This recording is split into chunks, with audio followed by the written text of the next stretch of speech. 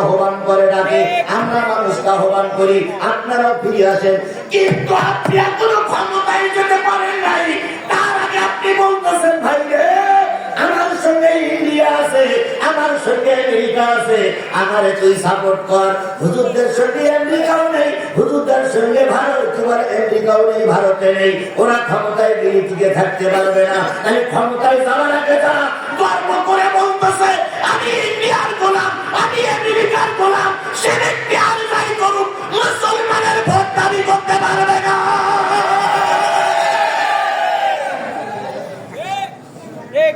কি ভাই এই যুবক কি বলে?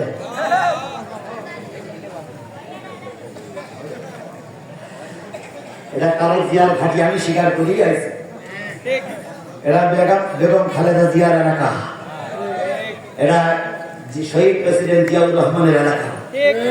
আপনারা আমার ক্যাসেট গুলো দেখবেন, ভুল বুঝবেন না। শেখ হাসিনার বিরুদ্ধে, আওয়ামী লীগের বিরুদ্ধে যত না গান গেয়েছি, আর আবার অন্যদিকে জিয়াউর রহমানকে হাইলাইট করে অনেক গান আমি আমার জীবনে গেয়েছি। যখন খালেদা জিয়ার বাড়ি ব্যারিকেড দিল, কেউ প্রতিবাদ না করলে আমি সেদিন প্রতিবাদ করেছিলাম যে 3 দলের প্রধানমন্ত্রীর বাড়ি ব্যারিকেড দেওয়া এটা পতনের আরেকটা কারণ। সুতরাং আপনারা আমার জিনিসটাকে বুঝবেন, বুঝে শুনে কথা বলবেন। আমি তো বুঝি বিগত 17 বছরে বিএনপি আর জামাত ক্ষতিগ্রস্ত দুটো পার্টি। কথা বলেন দুটো ক্ষতিগ্রস্ত পার্টি নয়। আমার এলাকায়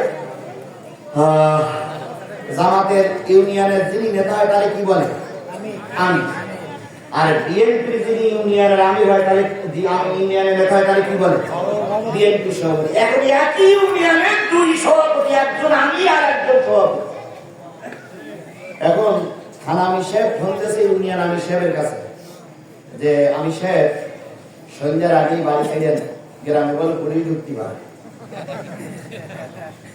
এখন ইউনিয়ন আমির সাহেব সন্ধ্যাবেলা দুটো খেয়ে দিয়ে ঘেরের এক টোং বাসায় দিয়ে শুয়ে পড়েছে। টোং বাসা বলতে টোং বাসায় দিয়ে শুয়ে পড়েছে।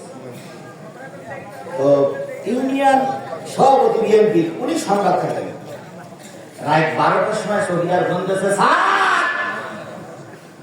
পুলিশ ঢুকলো। ইউনিয়ন সভাপতি আর টানা গায়ে দেওয়ার সময় পায়নি, লুঙ্গিকার হাতে করে নে দেশে ভোদর দৌড়িয়ে যাবে না। ওই আমির সাহেব যে বাসায় শুয়ে আছে ওই বাসায় গিয়ে ঠেকে দিতেছে। এখন আমির সাহেব আগে থেকে মশাই টেনে শুয়ে আছে, এবং ইউনিয়ন সভাপতি দিয়ে বাসার উপরে দিয়ে হাঁপাস। ইউনিয়নের আমিরটা ঠিক পেয়েছে যে কেনা আমার বাসার সামনে হাঁপাস। ভাই তখন ইউনিয়ন আমির সাহেব মনে করছে পুলিশ মনে হয় বাসা বন্ধু এসে গেছে। ইউনিয়ন আমির সাহেব 4 হাতটা এক জায়গায় থেকে খুব ছোট্ট হয়ে শুয়ে দিয়েছে, আল্লাহ আজকে তার ধরি না থাকে। এর মধ্যে নিয়ে একটু হাত ফাট করে নিয়ে আস্তে আস্তে দিয়ে পা নাড়াতে, ও ভাই ইউনিয়ন আমির সাহেব চিন্তা করতে আমি যত গভীর থেকে তত ঠিক পাইছি। ইউনিয়ন আমির সাহেব আগে তো সভাপতি সাহেব বলতে আমি বিএনপি সভাপতি, ও তাকে বলবেন না দুইজন মুখোমুখি হয়েছে। হওয়ার পরে বলতেছে ভাই প্রায় 12টার সময় এখানে কেন? গ্রামে পুলিশ গেছে।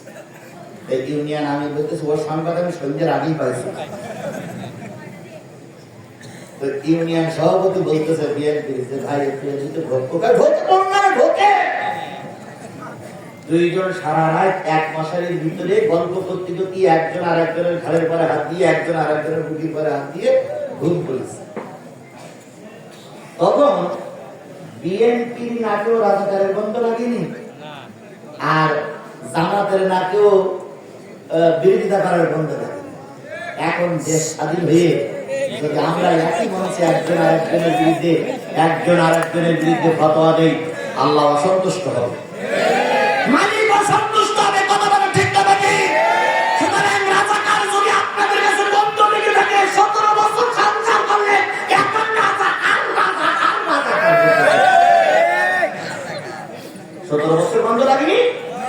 সুতরাং এখন যে যেখানে তার যেখানে অবস্থান ভালো তার সাপোর্ট করে আমরা আগামীতে দেশ রক্ষা করার জন্য একতলা ফর্মে থাকবো। কেউ কারোর বিরুদ্ধে গালিগালাজ করবো না, কথা বলে ঠিক যাবে ঠিক। আমি আমি জামাত, আপনি বিএনপি যদি দুইজনে গালাগালি করি আওয়ামী লীগ আবার ঢোকার সুযোগ পাবে। সুতরাং শরীরে এক ফোঁটা রক্ত থাকতে আওয়ামী লীগকে বাংলার জমিনে ঢুকতে দেওয়া হবে। আর এটা যদি আমার রাজনীতি হয় আমার কিছু করার নেই, আমার এই নীতি করতে দিতেই হবে। যদি মনে করেন হুজুর এই নীতি করা যাবে না, লিখে দেবেন, আমি লিখে দেওয়ার সাথে আপনার লিখতে যতটুকু সময় লাগবে না, আইন চার দেওয়ার সময় লাগবে না। এমন জোরে ধরে মারবো ওই 17 বছর আওয়ামী লীগ খুঁজে পাইনি, আপনিও খুঁজে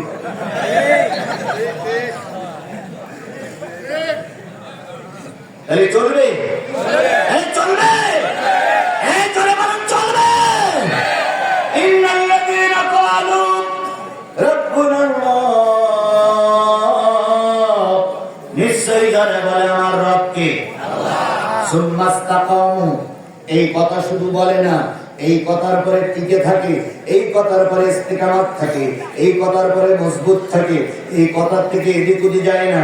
আল্লাহ রাব্বুল আলামিন বলেন যে ব্যক্তি বলে রব আমার আল্লাহ, ওই কথার পরে যারা টিকে থাকে তাতানাজ্জালু আলাইহিমুল মালায়েকা, তাদের জন্য আমি আল্লাহ পাক ফেরেশতা নাযিল করে দেই, তাদের জন্য জান্নাতের সুসংবাদ নিয়ে ফেরেশতা নাযিল হয়। সকলে জবান খুলে একসাথে এক বাক্যে বলছি সাল্লাল্লাহু আলাইহি ওয়াসাল্লাম। বগুড়া জেলার গাবতলী উপজেলা, গাবতলী উপজেলা হোসেনপুর জাকারিয়া দাখিল মাদ্রাসা ও এতিমখানার উদ্যোগে অনুষ্ঠিত হচ্ছে 140তম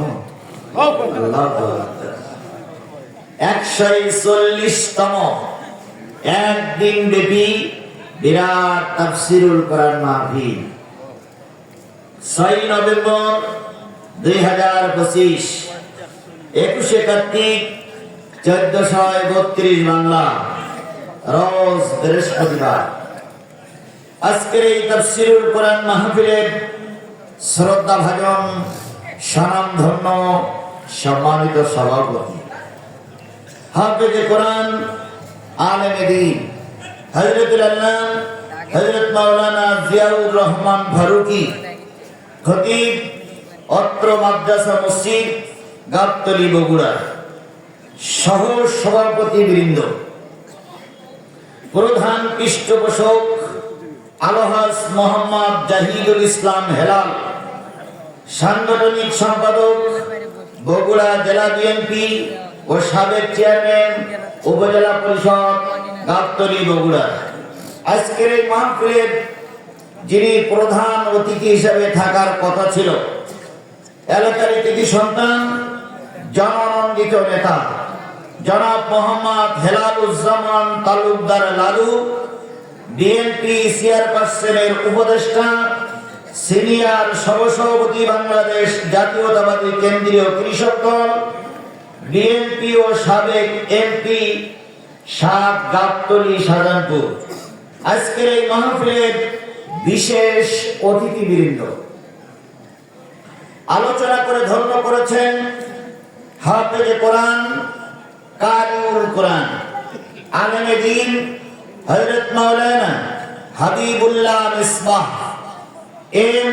M first class, Islami Arabi বিশ্ববিদ্যালয় ঢাকা ও খতিব বাইতুল আমান জামে মসজিদ গাবতলী বগুড়া। সম্মানিত অতিথিবৃন্দ, আমন্ত্রিত অতিথিবৃন্দ, দাওয়াতি অতিথিবৃন্দ, প্রবাসী অতিথিবৃন্দ,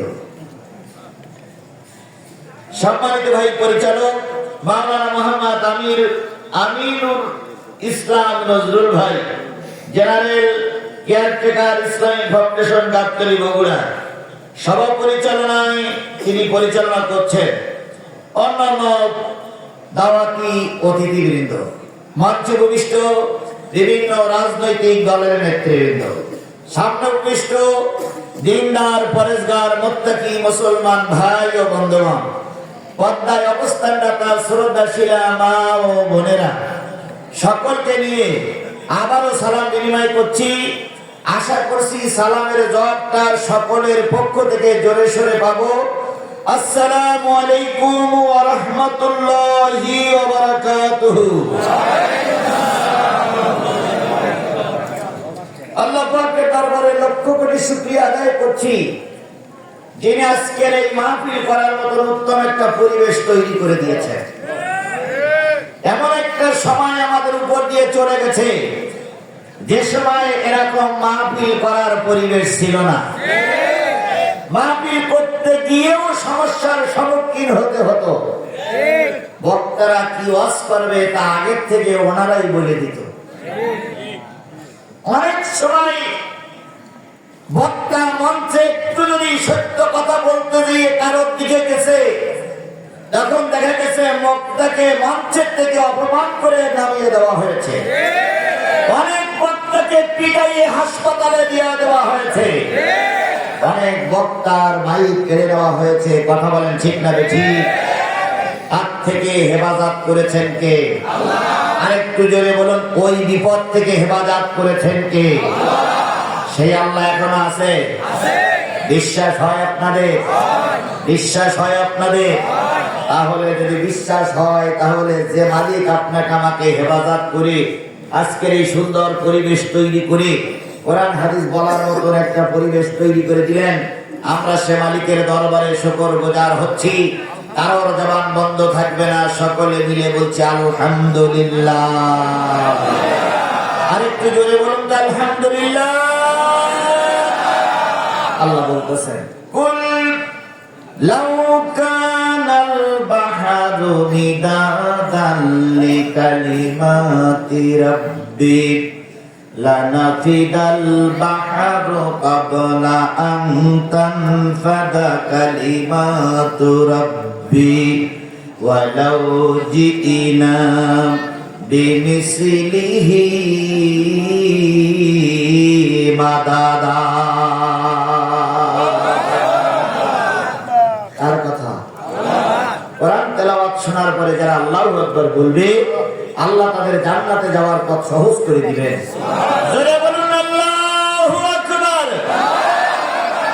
কুল লাউ কানাল বাহর, হে নবী আপনি বলে দিন, পৃথিবীতে যত সাগর আছে, পৃথিবীতে যত নদ নদী আছে, পৃথিবীতে যত খাল বিল আছে, পৃথিবীতে যত পুকুর পুষ্করণী আছে, এক কথায় পৃথিবীতে যত পানির উৎস আছে, সব পানিগুলো যদি কালি হয়ে যায়, পৃথিবীতে যত দাঁড়ানো গাছ আছে, সব গাছগুলো যদি কলম হয়, পৃথিবীতে যত সমান্তরাল জমি আছে, সব জমিগুলো যদি কাগজ হয়ে যায়, দাঁড়ানো গাছ নামক কলম দিয়ে, সাগরের পানি নামক কালি দিয়ে, সমান্তরাল জমি নামক কাগজের উপরে তোমার রবের কথা যদি লিখতে শুরু করো, এক সময় কলম ফুরায় যাবে, কালি ফুরায় যাবে, কাগজও শেষ হয়ে যাবে।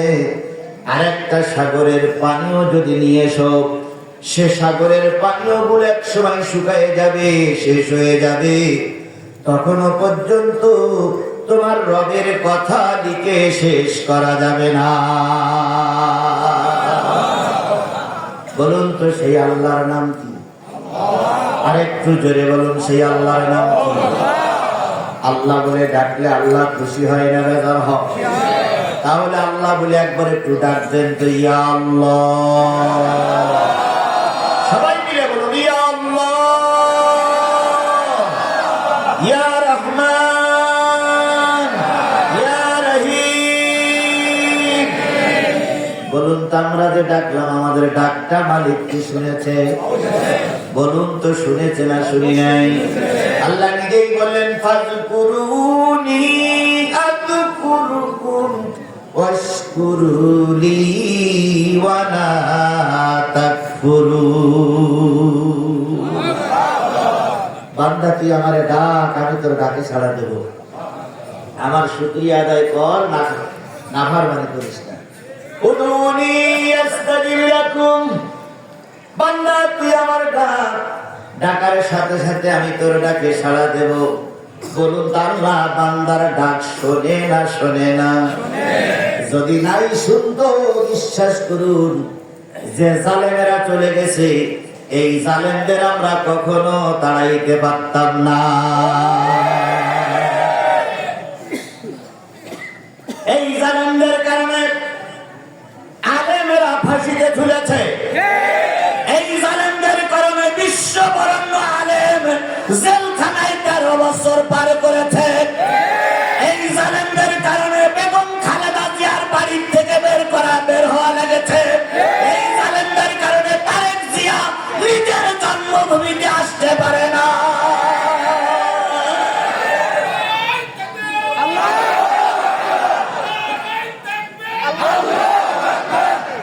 কি কায়দায় বলতো আমাদেরকে ক্ষমতার থেকে নামানোর মতন সত্য বিরোধী দল বাংলাদেশে এখনো তৈরি হয়নি। কি কথা বলেন? কত সাল ওনারা বর্ণনা করেছিল। আমরাও মনে মনে ভেবেছিলাম এরা মনে হয় যাবে না, ভেবেছিলাম না ভাই। অনেক মাহফিলে আসলে বিএনপি জামাতের লোকেরা বলতেন, হুজুর আপনি মোসাফের মানুষ, দোয়া করেন এই ফেরাউল গেছে যেন মারা যায়। তবে একটা জিনিস মনে রাখবেন, বিএনপি জামাতের আন্দোলনের কাছে নত হয়ে শেখ হাসিনা পালিয়ে যায়নি। একমাত্র আল্লাহর রহমতে শেখ হাসিনা পালিয়ে গেছে, আমাদের পরে আল্লাহ রহমত করেছে। একথা শুনে বিএনপি জামাতের লোকের মন খারাপ করতে পারে কেন? আপনারা মন খারাপ করবেন? আপনারা তো 14-15-16 বছর আন্দোলন কম করেননি। বগুড়ার মতন জায়গায় যেখানে বিএনপি ঘাঁটি নামক পরিচিত, এই বগুড়ার মতন জায়গায় রাজপথে মিছিল করতে এই ফেরাউনি বাচ্চা। শেষ পর্যন্ত বিএনপি জামাতের বড় বড় নেতারা যখন ঘরের দরজা দিয়ে আল্লাহর কাছে কাঁদতে শুরু করলো, আল্লাহ রাব্বুল আলামিন তখন পাঠালেন একদল ছোট ছোট বাচ্চাদের রাস্তায়। প্রাইমারি ছাত্র, হেফজখানার ছাত্র, হাই স্কুলের ছাত্র ছাত্রী, বিশ্ববিদ্যালয়ের ছাত্র ছাত্রীরা দেশ স্বাধীনতার জজ্বা নিয়ে মাঠে নামলো। এই যে নামলো, ওই শয়তানকে না তাড়ানো পর্যন্ত আমাদের সন্তানেরা ঘরে ফিরে আসেনি। আমাদের চেষ্টা যখন শেষ, আল্লাহর রহমত তখন শুরু। এই কথা বলেন না কেন? আমাদের চেষ্টা যখন শেষ, আল্লাহর রহমত তখন। তাহলে যে আল্লাহ রহমত করে বিশ্বের সর্বশ্রেষ্ঠ স্বৈরাচার ফেরাউনও যদি এখন বেশি থাকতো, তাহলে এই ফেরাউনের কাছে ওই ফেরাউন হারবেন।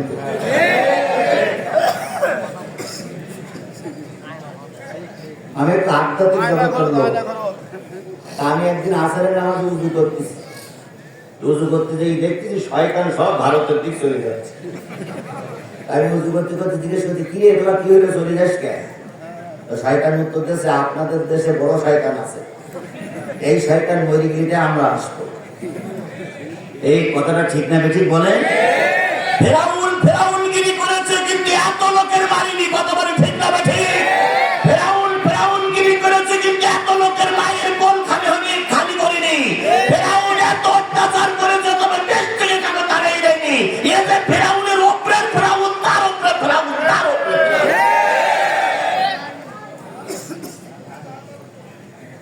সেই ফেরাউনের কবল থেকে জামাত বিএনপি আন্দোলনে একদল যুবকেরা উদ্বুদ্ধ হয়ে আন্দোলনের মুখী ফেরাউন চলে গেল। তাহলে সাহায্যটা কে করলেন?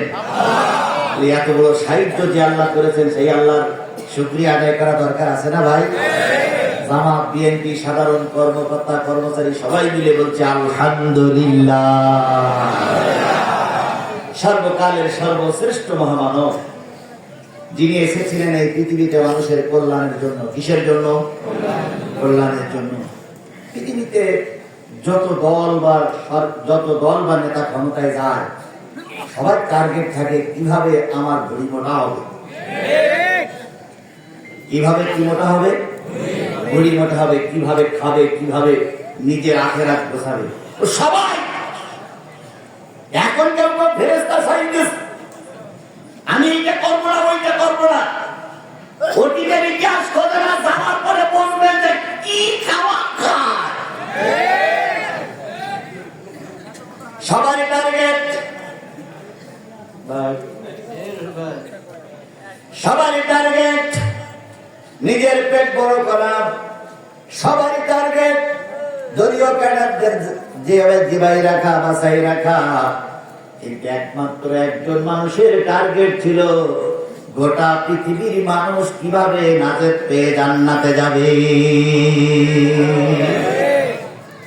রাসূল সাল্লাল্লাহু আলাইহি সাল্লাম যখন মৃত্যু পথের যাত্রী, মৃত্যুর সময় এসে গেছে, আয়েশা রাদিয়াল্লাহু তাআলা দাফনার পরে মাথাটা রেখে যখন নবীজি জ্বরে আক্রান্ত হয়েছেন, হঠাৎ করে একটু হুঁশ পাইলেন।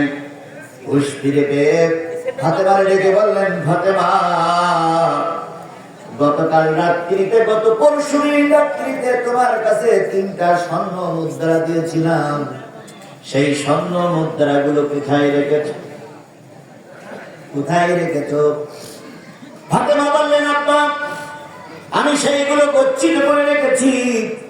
নবীজি বললেন, স্বর্ণ কয়টা আমার কাছে নিয়ে এসো। নবীজির হাতে স্বর্ণ মুদ্রা কয়টা দেওয়া হলো। নবীজি মৃত্যুর আগে দান করে দিয়ে বললেন, আমি নবী মারা যাব, আর আমার ঘরে দুনিয়ার কোন সম্পদ থাকবে, ওটা কখনো হতে পারে না। আমি যাওয়ার আগে দুনিয়ার সম্পদ আল্লাহ রাস্তায় ব্যয় করে দিয়ে গেলাম। আর আমরা একটু ক্ষমতার মুখে যাইতে পারলেই সার হাত পা দিয়ে কুড়াই। কি বলেন বলেন বলেন, কথা বলেন, ঠিক না রে ঠিক? ক্ষমতায় যাওয়ার আগে ফেরেশতা সাজে, ক্ষমতায় যাওয়ার পরে এত খাওয়া খায়, পুরি বাস্ত হয়ে গেলি, তারপরে বলে নিয়ে আয় নিয়ে আয় নিয়ে আয়। সেরকম লোক বুঝি বগুড়াতে নাই, সেরকম লোক বুঝি আমাদের বাংলাদেশে নাই। অতীতের হিসাব করতে হবে, নতুন করে হিসাব করলে হবে না। কারণ অতীতে যে চেয়ারম্যান 5 বছর ছিল, ওই 5 বছরের ইতিহাস থেকে আগামী 5 বছর হিসাব করতে হবে। অতীতে 5 বছর ক্ষমতায় থাকার পরে যে চেয়ারম্যান মেরে খেয়েছে, আগামীতেও যদি চেয়ারম্যান হয়, ওর মেরে খাওয়া দোষ, ওর মেরেই খাবে।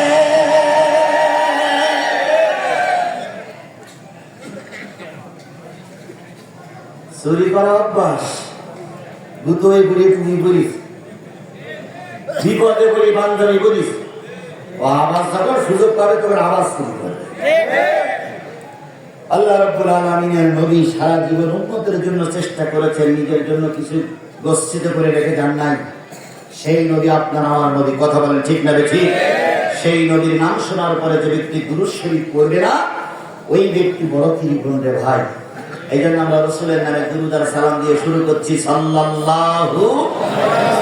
রাসূল আমার ভালোবাসা, রাসূল আমার আলো আশা, রাসূল আমার প্রেম বিরহের মূল আলোচনা, রাসূল আমার কাজে কর্মের অনুপ্রেরণা, রাসূল আমার ভালোবাসা। নেতার মতন নেতা আমি পাই না যখন খুঁজে, কান্দি এবং কান্দি শুধু এই দুটি চোখ বুজে, তখন তোমার বদর উহুদ যোগায় মন্ত্রণা,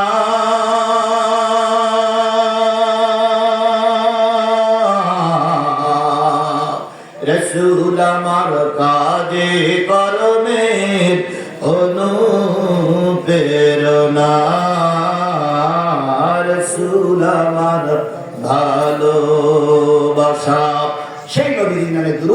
সাল্লাল্লাহু আলাইহি ওয়াসাল্লাম।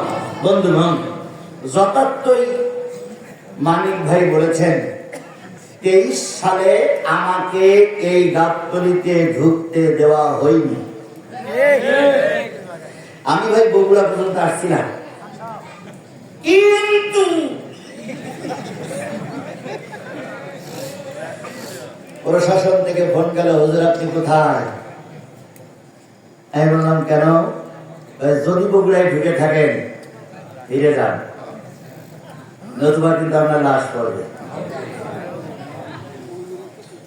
অনেক নেতারা ফোন দিয়েছিল, জিহাদি আসলেই কিন্তু গুলি করে মারবো। কমিটির সঙ্গে কথা বলেন, আসিনি। যারা আমাকে গুলি করে মারতে চেয়েছিলেন, যারা আমাকে গ্রেফতার করতে চাইছিলেন, তাকাই দেখেন তারা সব পালিয়ে গেছে। কথা বলেন, কথা বলেন, কথা বলেন।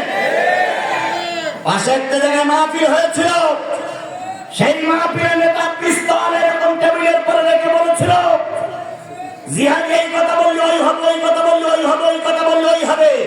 সেদিন পাশে বসাই রেখে কথা বলে বাঘের বাচ্চার মতন চলে গেছিলাম, কেন সিটি মারুনি? আর আজকে মঞ্চে সব বিএনপি জামাতের লোক দিয়ে ভরা, আজকে তো ধারে কাছে আকার সুযোগই পাবা না। জীবন্ত পাবো ভয় দেখে তো আমাদের ইয়া করেঙ্গা, কিয়া করেঙ্গা, নেই করেঙ্গা, সেই করেঙ্গা, এখন বাংলাদেশে নেই থাকে।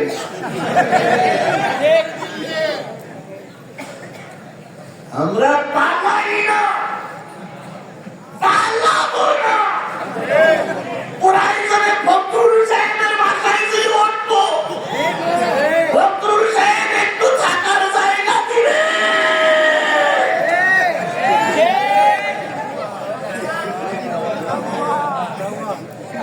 ফখরুল সাহেব এখন দরজা খুলে শুয়ে থাকে, মাঝে মাঝে কয় এত দরজা খুলে শুয়ে থাকে, কিন্তু সে মেহমান আসে না।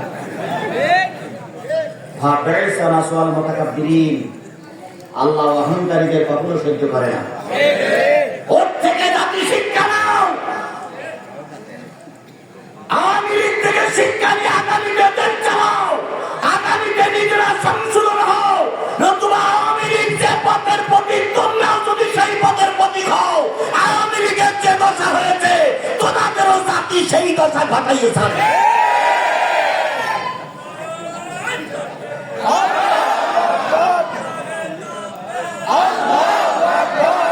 একটা জাতি যখন পদস্খলন হয়, একটা জাতি যখন বিপদে পড়ে ওই থেকে আরেকটা জাতির শিক্ষা নিতে হয়। যদি শিক্ষা না নাও, তাহলে ওদেরও যে দশা হয়েছে তোমাদেরও সেই দশাই হবে। অনেকেই এখনো ক্ষমতায় যেতে পারেনি, তার আগে কি কায়দায় করার না বেশি বাকুম বাকুম করো না। তোমার মতন চুনোপুটি ধরতে আল্লাহ শনি মঙ্গলবার লাগে। আল্লাহ ফেরাউনকে ধরেছিল না ধরেনি? এই নমরুদকে ধরেছিল না ধরেনি? আবু জেহেলকে ধরেছিল না ধরেনি?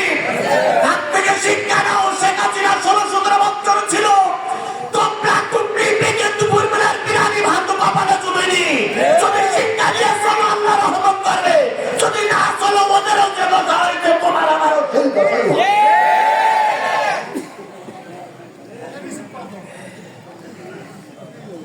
আমি কিন্তু ভারতের হুজুর না বলবো, আমার গতিকে আমাকে চলতে দিতেই হবে। আমি কখনো জীবনে গতি পাল্টাই ওয়াজ করিনি, আজকেও গতি পাল্টাই ওয়াজ হবে না। কোরআন হাদিস থেকেই কথা হবে ইনশাআল্লাহ। ইনশাআল্লাহ বলেন, ইনশাআল্লাহ বলেন। আল্লাহ আমাদের ধৈর্যের সঙ্গে মোকাবেলা করার তৌফিক দান করুন। আপনারা কি সব মারা গেছেন না বেশি আছেন? বুকে হাত দিয়ে দেখেন তো মারা গেছেন না বেশি আছেন? আমি কোরআনের সূরা হামিম আস-সাজদার 2টা আয়াত পড়েছি। 2টা আয়াতের পরে কথা হবে। যতক্ষণ কথা হবে ততক্ষণ ময়দানে থাকবেন তো আপনারা? আমাকে বিপদে ফেলাই রেখে পালাই যাবেন, কেটে কেটে হাত তোলেন।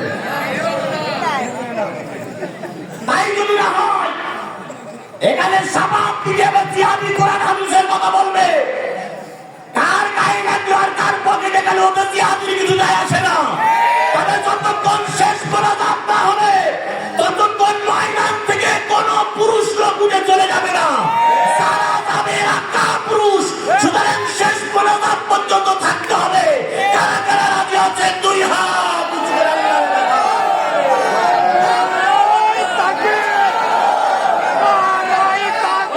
জোরে করতে হবে না, নারী তাকবীর। আল কোরআনের আলো, তোমার নেতা আমার নেতা, দুনিয়ার মুসলিম, লিল্লাহে তাকবীর। হাত উঁচু করে কারে দেখালেন? আল্লাহ মনে হাত উঁচু করে দেখেনি, কিন্তু দেখতে বলে ঝামিয়ানা ভাই। তারপর আল্লাহ দেখেছে, দেখেছে। তাহলে আপনারা হাত উঁচু করেছেন, কি শুনবেন? কোরআন শুনবেন। আমি হাত উঁচু করেছি, কি বলবো?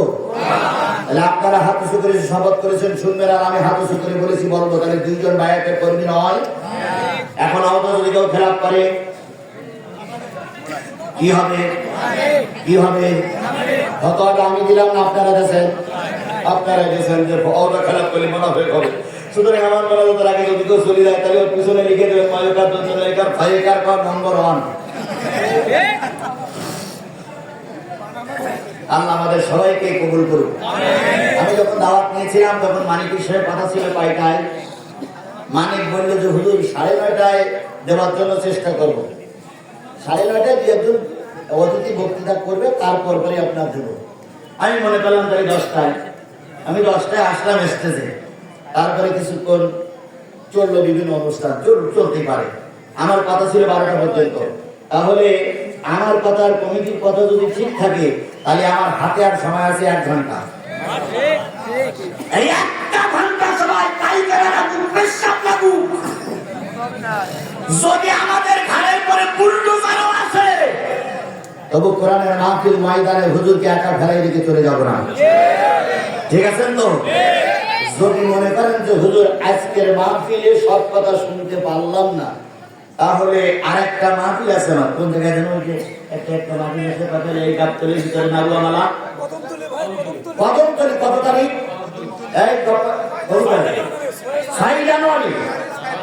6 জানুয়ারি ওখানে কিছু কথা হবে। যদি মনে করেন ওখানে আমরা যেতে পারবো না, তাহলে বগুড়া সদর মেঘাকাছা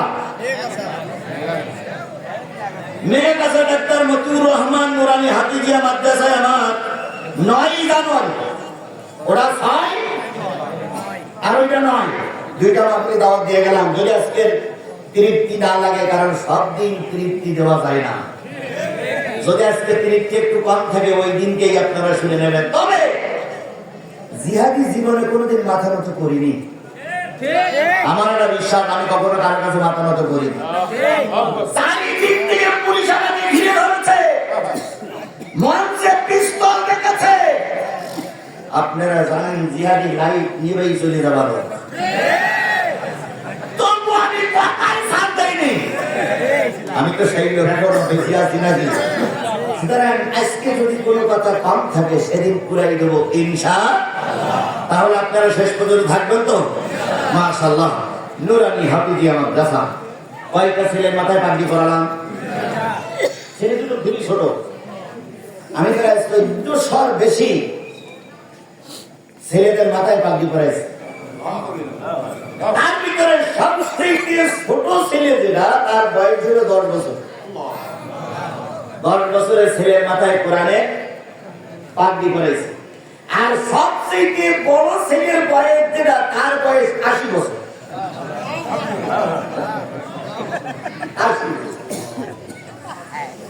আপনার গোবিন্দগঞ্জে গত বছর, গোবিন্দগঞ্জে এক মাদ্রাসার গত বছর 13টা ছেলের মাথায় পাগড়ি পরাইছে। 12 জনের মাথায় পরালাম।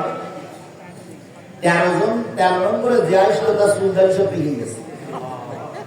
এসে বলতে হুজুর এবার আমার দেন। আপনার কি দেবো? টাকা দেবো না পয়সা দেবো? আচ্ছা না, পাগড়ি।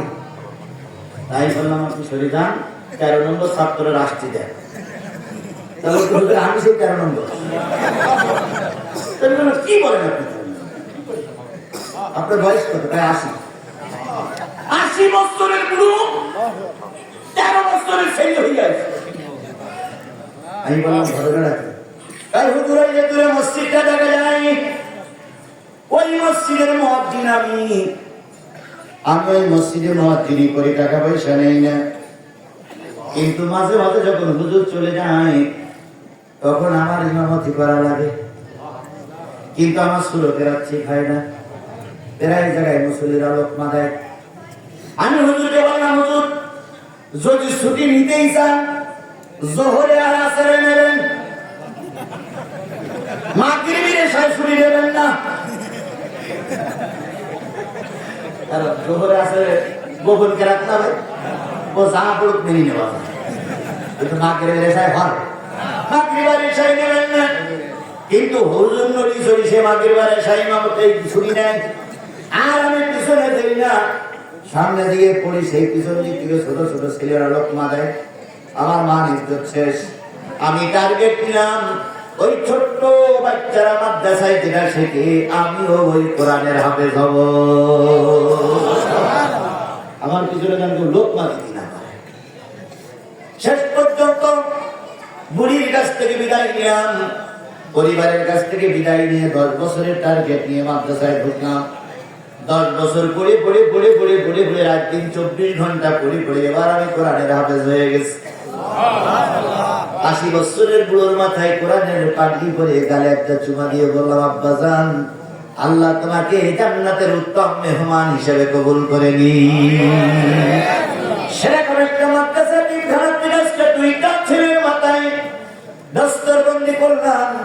2টা ছেলের দেখে মনে হলো 12 থেকে 13 বছর বয়সে, গালে চুমা দিতে মন চাইল, গাল ঘুরে কাছের কাছে বলে নিয়ে আসলাম। এই 2টা ছেলের মুখের দিকে তাকায়, এই এতিমখানার জন্য 50টা টাকা যদি পকেটে থাকে কি দেওয়া যাবে? যদি থাকে, আর যদি না থাকে দেওয়া লাগবে না। এখন 50টা টাকাকে এই মাদ্রাসার জন্য, ওই 2 বাচ্চাদের জন্য, ওরা হলো জীবন্ত কোরআন। এই কোরআন পড়াই পুড়িয়ে দিলে পুড়ে যায়, কিন্তু ওই কোরআন ওই হাফেজ সাহেবরা যদি পুড়েও যায় ওদের কলকটা পড়বে না। এই জীবন্ত কোরআনের জন্য পকেটে যদি টাকা থাকে 50টা টাকা দেওয়া যাবে? যাবে। যদি মনে করেন হুজুর 50 টাকা দেবো না, আগের হুজুরের কাছে দিয়েছি, আগের হুজুর কি প্যাকেট ছাড়লো না? প্যাকেট ছাড়া শেষ। আগের হুজুরের কাছে দিয়েছি, তেমনি হলো আপনাদের এলাকার হুজুর। আমি বাইরের মানুষ, তাই আপনাদের কাছে দাবি করছি 50 টাকা না হোক 20 টাকা হোক, 20 টাকা না হোক 10 টাকা হোক, 10 টাকা না হোক 5টা টাকা কি দেওয়া যাবে? আমি একজন মোসাফের মানুষ, 5টা টাকা দেওয়া যাবে ভাই? যাবে। পকেটে হাত দেন তো আমি হাত দিচ্ছি, সবাই হাত দেন, স্টেজ যারা আছেন সবাই হাত দেবেন, সবাই হাত দেবেন, কেউ না হাত দেবেন, স্টেজ যারা আছেন আগে দিলেও এখন দেওয়া লাগবে, সবাই হাত দেন, সবাই হাত দেন। হ্যাঁ মাইকালো সহ, মাইকালো হাত দাও, মাইকালো হাত দাও। ভাই আপনার চকলেট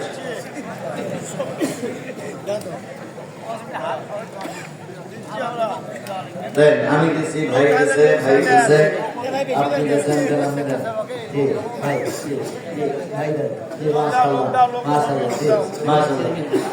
হ্যাঁ এইবার আমরা সবাই দিচ্ছি, আপনারা কারা কারা বের করেছেন হাত তোলা তো, কারা কারা বের করেছেন?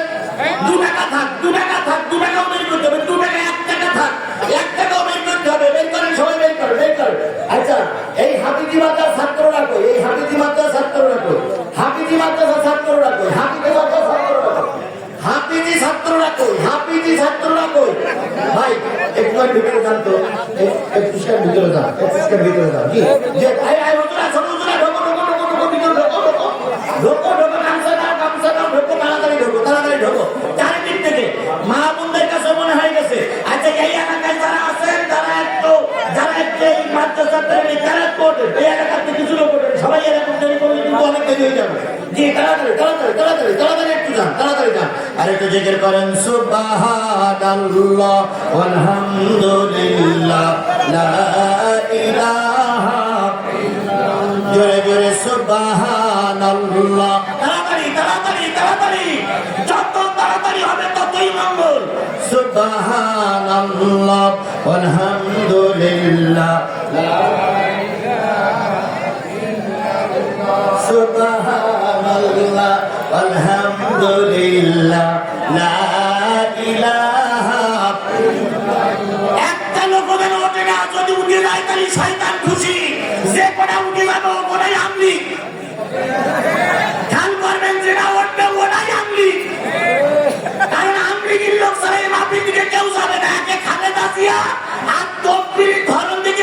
বেশি জামাতের জোর আছে। সেই হিসেবে বিএনপির জামাতের লোক দিয়ে ফরাজি করা উঠবে, ও কোনায় আপনি কোনায় আপনি কোনায় যাবেন। তাড়াতাড়ি তাড়াতাড়ি ভাই, তাড়াতাড়ি তাড়াতাড়ি হয়ে গেছে। শুরু করবো শুরু করবো। তাহলে আবার একটু জিজ্ঞেস করেন সুবহান ভাই,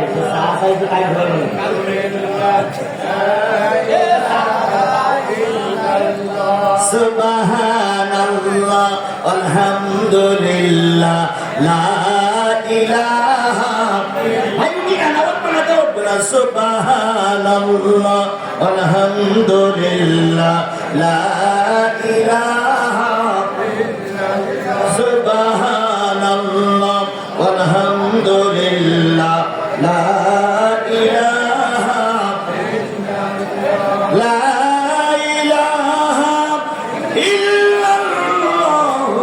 হ্যাঁ, মামুনদের কথা বলেছি, মামুনদের কাছে প্যাকেট চলে গেছে। মুহাম্মাদুর মাশাআল্লাহ, এইগুলো ভাই কিছু আমাদের ভাই টাকা গুলো কিছু আমাদের ওই জায়গা রেখে দেন, টাকা ওই জায়গা রেখে দেন, অথবা প্যাকেটে রেখে দেন। হ্যাঁ, প্যাকেটে রেখে দেন। বন্ধুগণ, কোন সূরা আমাকে খেয়াল করেন, এবার টাকা দেওয়া শেষ। ভাই এখন টাকা পড়ে যাবে না, চেয়ারম্যান ভাই টাকা পড়ে যাবে না, প্যাকেটে করে রেখে দেন, অথবা মাত্রা হয়ে রেখে নেন। আমার এখানে স্টপ করা যাবে না। আমি আপনাদের যেটা দাবি, আমি যেটা দাবি সেটা রেখে দিচ্ছি, আমার আর ঝামেলা করবেন না। আপনারা ভাই শোনেন নাই না শোনেন, শ্রোতা শুনতে দেন। আপনাদের একটা দাবি ছিল, টাকা টাকা তুলে দিছি। এখন যদি আপনাদের ভালো লাগে থাকবেন, না লাগে মাথায় বসে থাকবেন, কিন্তু আমার শ্রোতার মধ্যে ডিস্টার্ব হবে না। আপনারা আমার হক আদায় করেছেন, আমি আপনাদের হক আদায় করেছি। এবার হক হবে শ্রোতার বক্তা। কথা ক্লিয়ার? ওনারা আমাকে নিয়ে এসেছিল, ওনাদের মাদ্রাসার একটু উন্নতি, সেটা আমরা যতটুকু পারি করেছি। আর ওনারা দাবি ছিল ক্রীড়াকারের লোক জড়ো হবে, জোর লোক জড়ো হয়েছে। 2-3 বছর করতে পারি, এবার করতেছে, তাই ওনাদের হক আদায় হয়ে গেছে। ওনাদের সঙ্গে আমার বোঝাপড়া ছিল, কম বেশি বোঝাপড়া হয়ে গেছে, তাই ওনাদের সঙ্গে আমাদের ক্যাটা ওনাদের সঙ্গে আমাদের স্যাটিসফাইড হয়ে গেছে। ওনাদের সঙ্গে আমাদের বোঝাপড়া নেই, এবার বোঝাপড়া হবে কর্মী আর বক্তা, শ্রোতার বক্তা। এবার আমরা কি বলবো না বলবো না আমাদের ব্যাপার, আপনাদের হাতের পুরুষ আমরা হাত নই, আপনাদের থেকে আমাদের বলবো সে।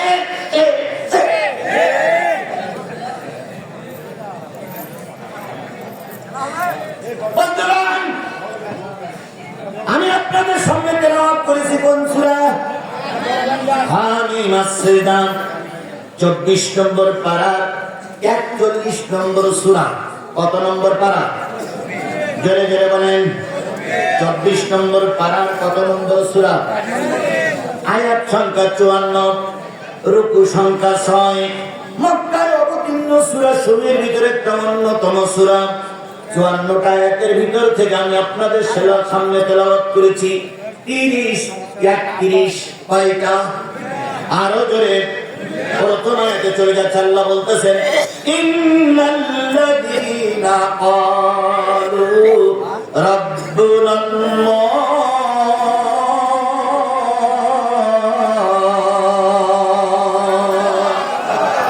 নিশ্চয়ই তারা বলে আমার রব আল্লাহ। কি বলে? তাহলে বলুন তো আপনার আমার রবের নাম কি? আরো জোরে বলেন, আপনার আমার রবের নাম কি? তাহলে আল্লাহ যদি আপনার রব হয়, এটা কি শুধু ধর্মীয় রব হবে, সামাজিক রব হবে, পারিবারিক রব হবে? তাহলে ধর্ম পালন করবেন কোরআন দিয়ে, বিয়ে করবেন কোরআন দিয়ে, রোজা রাখবেন কোরআন দিয়ে, ঈদ করবেন কোরআন দিয়ে, রাষ্ট্র কেন কোরআন দিয়ে চলবে না? কথা নিজেই বুঝেছেন আপনারা? কথা কি বুঝতে সমস্যা আছে?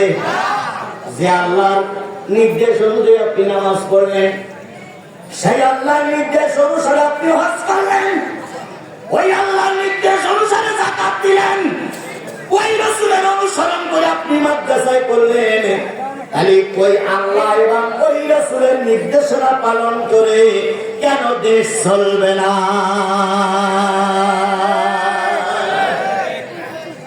আপনি মুসলমান, আমি মুসলমান, শরিয়াতের সবচেয়ে বড় যেটা আইন বই তার নাম হলো কোরআন। শরিয়াতের সবচেয়ে বড় বইয়ের নাম কি? আরো জোরে বলেন কি? আপনার বিয়ের সময় আপনার বাচ্চার বিয়ে কোনো না কোনো মৌলবি পড়াইছে শরিয়াত মেনে। আপনি জন্ম নিলেন, জন্ম নেওয়ার পরে আপনার একটা বাড়তি চামড়া কেটে বাদ দিল, সেটাও শরিয়াত মেনে। এই কথা বোঝেন না? কথা বোঝেন আমার কথা বোঝেন? সেটাও শরিয়াত মেনে। কয়েকদিন পরে আপনি বড় হবেন, বিয়ে হলো, ওটাও শরিয়াত মেনে। এখন আপনি মুসলমানের সন্তান, আপনি কি করে বলেন আমি শরিয়ার আইন মানি না? তাই বোঝা গেল আপনার জীবনের সবটাই মিছে। বিএনপির প্রতিষ্ঠাতাকে শহীদ প্রেসিডেন্ট জিয়াউর রহমান, তিনবারের প্রধানমন্ত্রী এই বগুড়ার বৌমা খালেদা জিয়া, তাই না ভাই?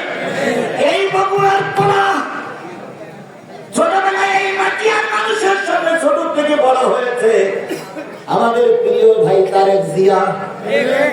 আপনি সেই তারেক জিয়ার একজন সৈনিক, জিয়ার সৈনিক। আপনি এখন বিএনপির দলের বড় লিডার হয়ে বলতেছেন আমি জিয়া মানি না, খালেদা মানি না, তারেক জিয়া মানি না। আপনি যেমন জিয়ার সৈনিক না, যে ব্যক্তি মুসলমান হয়ে বলে আমি শরিয়ার আইন মানি না, ও মুসলমান না।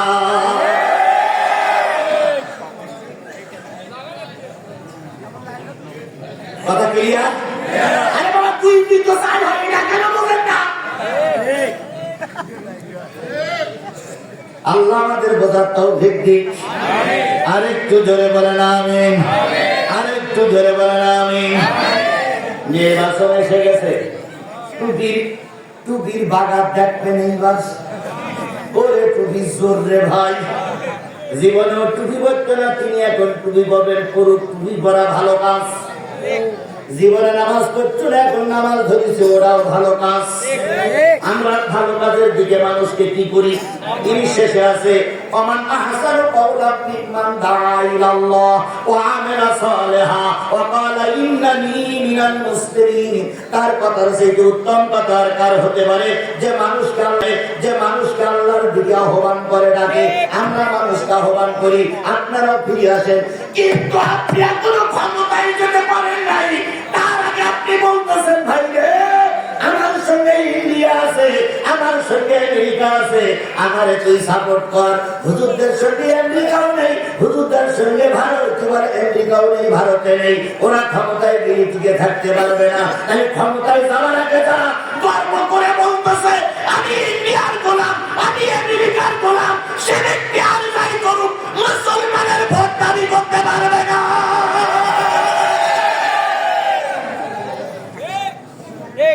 কি ভাই, কি বলে?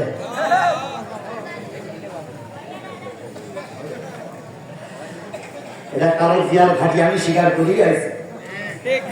এরা বেগম খালেদা জিয়ার এলাকা, এরা শহীদ প্রেসিডেন্ট জিয়াউর রহমানের এলাকা। আপনারা আমার ক্যাসেট গুলো দেখবেন, ভুল বুঝবেন না। শেখ হাসিনার বিরুদ্ধে, আওয়ামী লীগের বিরুদ্ধে যত না গান গেয়েছি, আর আবার অন্যদিকে জিয়াউর রহমানকে হাইলাইট করে অনেক গান আমি আমার জীবনে গেয়েছি। যখন খালেদা জিয়ার বাড়ি ব্যারিকেড দিল, কেউ প্রতিবাদ না করলে আমি সেদিন প্রতিবাদ করেছিলাম যে তিনবারের প্রধানমন্ত্রীর বাড়ি ব্যারিকেড দেওয়া এটা পতনের আর একটা কারণ। সুতরাং আপনারা আমার জিনিসটাকে বুঝবেন, বুঝে শুনে কথা বলবেন। আমি তো বুঝি বিগত 17 বছরে বিএনপি আর জামাত ক্ষতিগ্রস্ত দুটো বাড়ি। কথা বলেন, কথা বলেন, কথা বলেন। দুটো ক্ষতিগ্রস্ত বাড়ি নয়। আমার এলাকায় জামাতের ইউনিয়নের যিনি নেতা হয় তারে কি বলে? আমি। আর বিএনপির যিনি ইউনিয়নের আমির হয় তাহলে ইউনিয়নের নেতা হয় তাহলে কি বলে? বিএনপি সভাপতি। এখন একই ইউনিয়নের দুই সভাপতি, একজন আমি আর একজন সভাপতি। এখন থানা আমি সাহেব ফোন দিয়েছে ইউনিয়ন আমি সাহেবের কাছে যে আমি সাহেব সন্ধ্যার আগেই বাড়ি ছেড়ে গ্রামে বলে পুলিশ ঢুকতে পারে। এখন ইউনিয়ন আমিষে সন্ধ্যেবেলা দুটো খেয়ে দিয়ে ঘেরের এক টোং বাসায় দিয়ে শুয়ে পড়েছে। টোং বাসা বোঝেন? টোং বাসা, টোং বাসায় দিয়ে শুয়ে পড়েছে।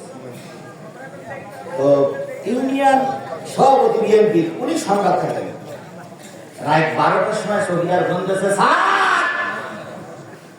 পুলিশ ঢুকলো। ইউনিয়ন সভাপতি আর জামা গায়ে দেওয়ার সময় পায়নি, লুঙ্গিটার হাতে করে নে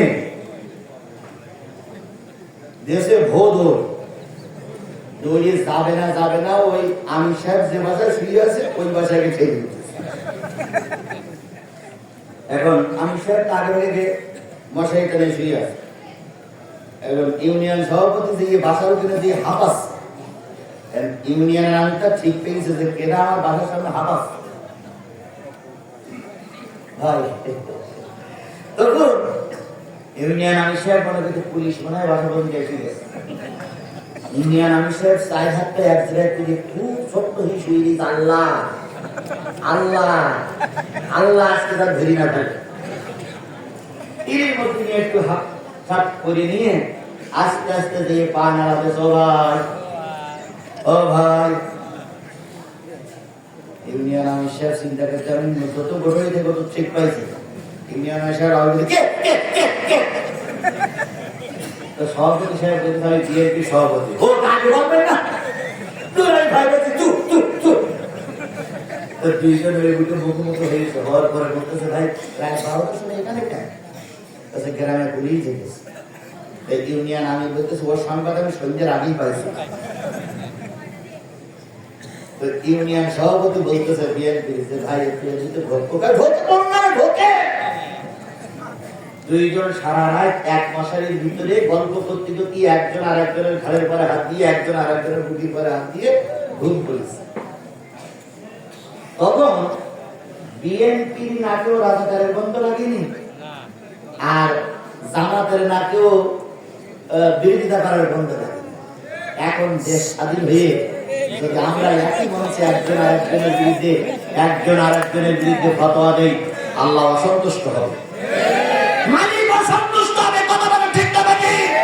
সুতরাং রাজাকার যদি আপনাদের কাছে বন্ধ লেগে থাকে, 17 বছর সংসার করলে এখন রাজাকার 17 বছর বন্ধ লাগেনি। সুতরাং এখন যে যেখানে যার যেখানে অবস্থান ভালো তার সাপোর্ট করে আমরা আগামীতে দেশ রক্ষা করার জন্য এক প্ল্যাটফর্মে থাকবো। কেউ কারোর বিরুদ্ধে গালিগালাজ করবো না। কথা বলে ঠিক না নাকি? আমি জামাত, আপনি বিএনপি যদি দুইজনের গালাগালি করি, আওয়ামী লীগ আবার ঢোকার সুযোগ পাবে। সুতরাং শরীরে এক ফোঁটা রক্ত থাকতে আওয়ামী লীগকে আর বাংলার জমিনে ঢুকতে দেওয়া হবে। আর এটা যদি আমার রাজনীতি হয়, আমার কিছু করার নেই, আমার এই নীতি করতে দিতেই হবে। যদি মনে করেন হুজুর এই নীতি করা যাবে না, লিখে দেবেন। আমি লিখে দেওয়ার সাথে আপনার লিখতে যতটুকু সময় লাগবে না, আইন চাপ দেওয়ার সময় লাগবে না। এমন জোরে ধরে মারবো, ওই 17 বছর আওয়ামী লীগ খুঁজে পাইনি, আপনিও খুঁজে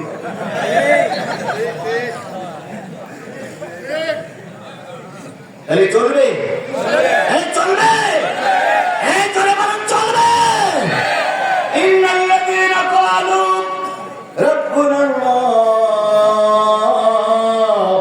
নিশ্চয়ই যারা বলে আমার রবকে সুম্মাস্তাকামু, এই কথা শুধু বলে না, এই কথার পরে টিকে থাকে, এই কথার পরে ইস্তিকামাত থাকে, এই কথার পরে মজবুত থাকে, এই কথার থেকে এদিক ওদিক যায় না।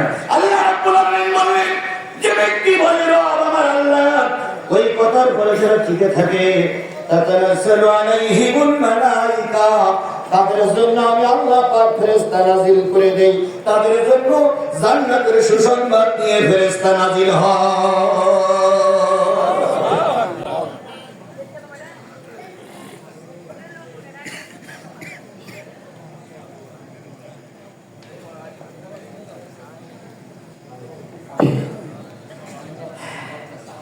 ভাই ঠিক আছে তো? আপনারা ঠিক আছেন তো? আমিও ঠিক, ইনশাআল্লাহ। চলছে গাড়ি যাত্রা, চলবেই চলবেই। আমরা এখন যাদের ভয় পাওয়া দরকার তারা পালাই গেছে, আমরা এখন ভাই ভাই। আমার এক পাশে বিএনপি আর এক পাশে জামাত, দুই পাশে ভাই, দুইটাই নির্যাতিত দল। কথা বলেন ঠিক না ঠিক? একজন এখানে ছাড় দেবে আর একজন আরেক জায়গায় ছাড় দেবে। এভাবে করে চলতে পারে আমার দেশের শান্তি বজায় থাকবে। কথা বলেন, কথা বলেন, কথা বলেন। এখন আপনারা বলতে পারেন যে রাজনীতি করতে গিয়ে দুইজন দুই প্ল্যাটফর্মে, ওরে ভাই বিএনপি আর জামাত ছাড়া আর কেউ নেই, তাহলে এই প্ল্যাটফর্মে একজন, ও প্ল্যাটফর্মে আর একজন যদি না দাঁড়ায় তাহলে ভোট করবে না। এখানে একজন ভোট করলো, আরেকদিন আরেকজন ভোট করলো, তুমি আমার জায়গা ছেড়ে দেবো, আমি তোমার ওই জায়গা ছেড়ে দেবো। যদি তুমি না ছাড়ো, তুমি নারায়ে তাকবীর, আল্লাহু আকবার, নারায়ে তাকবীর, আল্লাহু আকবার। আল্লাহ আমাদের বোঝার তৌফিক দান করুন। আমার ভাইরা, আল্লাহর ইস্তিকামাত থাকলে, টিকে থাকলে পরে তাদের জন্য কি নাজিল হয়? ফেরেশতা নাজিল হয়। ফেরেশতা নাজিল হয়ে কি বলে? আল্লাহ তাখাফু ওয়া লা তাহজানু, তোমাদের কোনো ভয় নাই, তোমাদের জন্য কোনো চিন্তা নাই। ওয়া আবশিরু বিল জান্নাতিল্লাতী, আমরা সেই জান্নাতের সুসংবাদ নিয়ে তোমাদের কাছে এসেছি, যেই জান্নাতের ওয়াদা আমার আল্লাহ তোমাদের জন্য করেছে। তাহলে আল্লাহর পথে যারা টিকে থাকে তাদের কোনো ভয় থাকে না।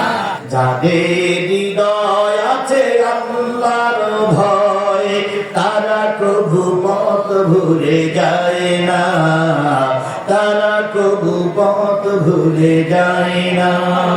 আল্লাহর প্রেম ছাড়া এই দুনিয়ায় কারো কাছে কোনো কিছু চায় না। রাতের আধারে যারা সেজদাতে রয়, দু চোখের অশ্রুতে নদী যেন বয়, ছলনার হাত ছানি যত ইয়া চুপ, ছলনার হাত ছানি যত ইয়া চুপ, পিছনে ফিরেও তাকায় না। যাদের হৃদয় আছে আল্লাহর ভয়, তারা কবু পথ ভুলে যায় না। আল্লাহর ভয় দেশপ্রেম যাদের থাকে তারা কখনো বাতিলের কাছে মাথা নত করে না। আপনাদের এলাকার ভাবি, আমাদের বাংলাদেশের 3 বারের সম্মানিত প্রধানমন্ত্রী বেগম খালেদা জিয়া, ম্যাডাম খালেদা জিয়া, দেশ নেত্রী খালেদা জিয়াকে যখন ক্যান্টনমেন্টের বাড়ির থেকে বের করে দিল, দেয়নি? দেয়নি? ক্যান্টনমেন্টের বাড়ির থেকে যখন বের করে দিল, তিনি যে কান্নাটা কেঁদেছিলেন, সেই অশ্রু সজল নয়ন এখনো আমাদের মনে পড়ে। কথা বলেন ঠিক না ঠিক?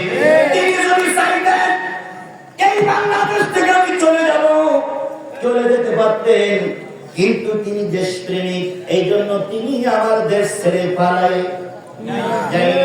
আর আপনারা ছিলেন মানুষ কন্যা, দেশ রত্ন, মুক্তিযুদ্ধের পক্ষের লোক। আপনার আব্বা ছিল জাতির আব্বা। আপনি প্রায় বলতেন আমি পালাই যাই না, অথচ সবার আগে আপনি পালাই গেলেন। খালেদা জিয়া তার কর্মীদের রেখে পালাই যায়নি, অথচ শেখ হাসিনা এত বড় স্বৈরাচার একা একা বিমানে চলে গেল। আওয়ামী লীগ বিমানে বগুড়ার আওয়ামী লীগের কথা একবারও ভাবল না।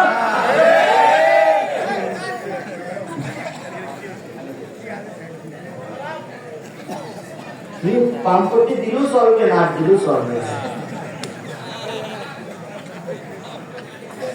তুমি শুধু সহ্য করার জন্য তৈরি থাকবে।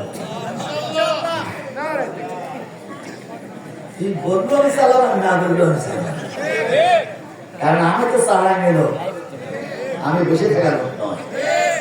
তবে একটু সামলাই নিও, শুধু যেন বলি না শুধু চালা। আমার ভাইরা, আমি দেশপ্রেমিক আল্লাহ যারা হয় তারা কার কাছে মাথা নত করে? আরো জোরে বলেন, কার কাছে মাথা নত করে?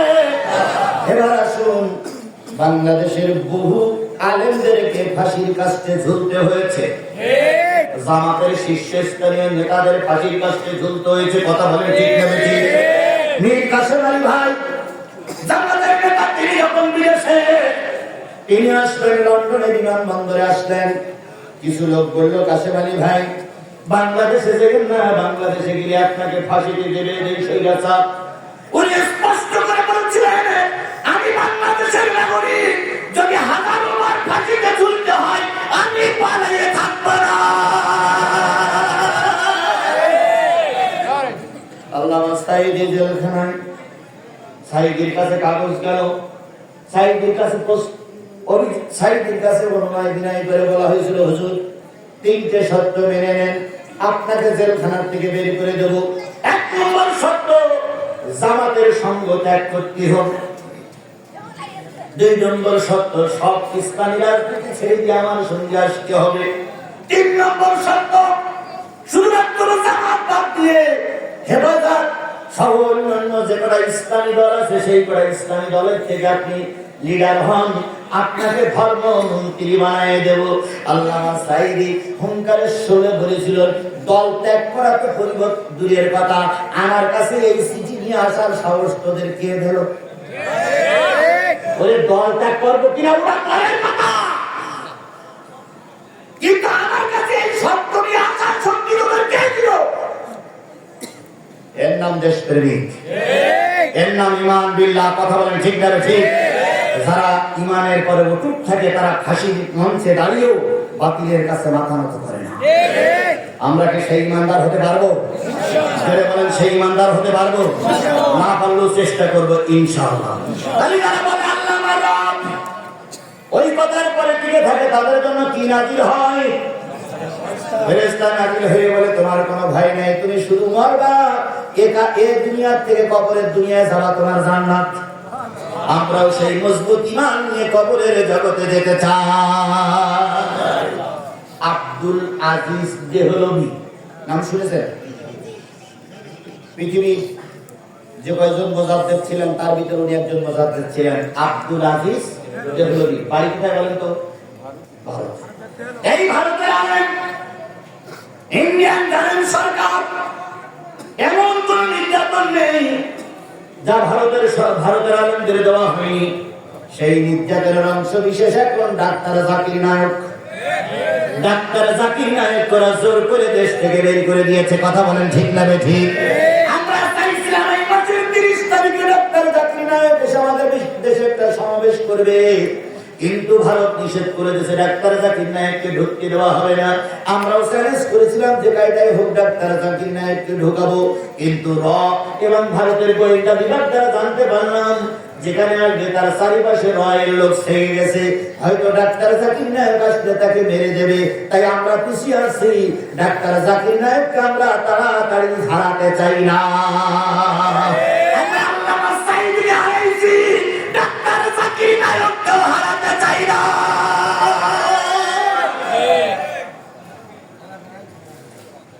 মুফতি বলে আব্দুল আজিজ দেহলভী ভারতের একজন বড় আলেম, ভারত সরকারের সঙ্গে তার টক্কর বাঁধল। ভারত সরকার বলল আমার নির্দেশ মেনে নাও। আব্দুল আজিজ দেহলভী বললেন আমি অন্যায় কোন নিয়ম, অন্যায় কোন দাবি মেনে নিতে পারি না, কারণ একজন আলেম অন্যায় কোন দাবি মেনে নিতে। এবার ভারত সরকার তাকে জেলখানার ভিতরে ভরলো অন্যায় ভাবে। বিশ্বাস করুন আমাদের দেশের যতগুলো আলেম ফাঁসিতে ঝুলানো হয়েছে, যতগুলো আলেমকে অন্যায় ভাবে জেল খাটানো হয়েছে, ওই ভারতের পরিকল্পনায় এরা জেল খেটেছে।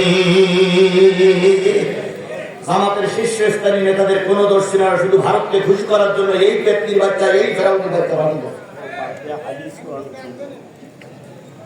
আমার ভাইরা আচ্ছা আচ্ছা বলুন, উনি যারা বলে যারা বুঝে সেটাই বলিস। আব্দুল আজিজ দেহলভী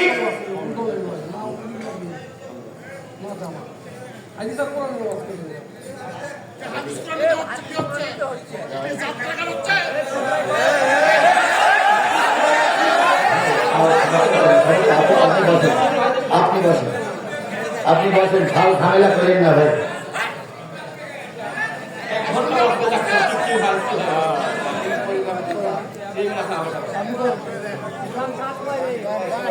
আল্লাহ এর পরও যদি মন না ওঠে,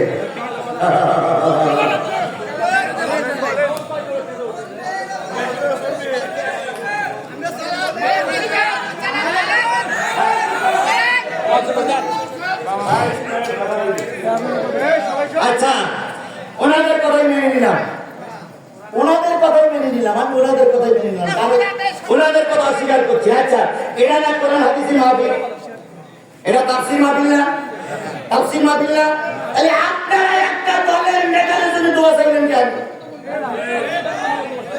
এটা ওয়াজ মাহফিল, এখানে ওয়াজ মাহফিল, আপনারা আপনাদের দলের কথা বলেন, আমি তো সেই কথাই বলতেছি। আমি একবারও খালেদা জিয়ার বিরুদ্ধে কথা বলেছি? আমি তো খালেদা জিয়ার জন্যই দোয়া করতেছি।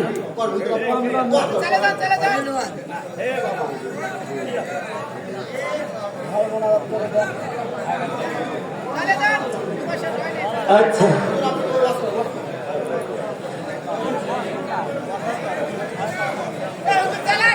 হবে না, হবে না। আব্দুল আজিজ হলবি, ও ভাই, শিক্ষকের চেয়ে যদি ছাত্র বেশি বোঝে তাহলে সেই স্কুল চলে না। শিক্ষকের চেয়ে যদি ছাত্র বেশি বোঝে তাহলে বুঝতে হবে ওই স্কুলের কপালে আগুন লেগেছে।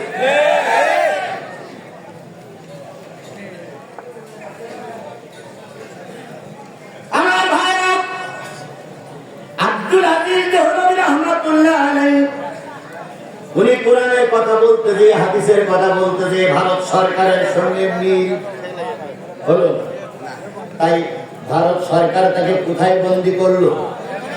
আরো জোরে বলেন, কোথায় বন্দী করলো? জেলখানায় বন্দী করলো।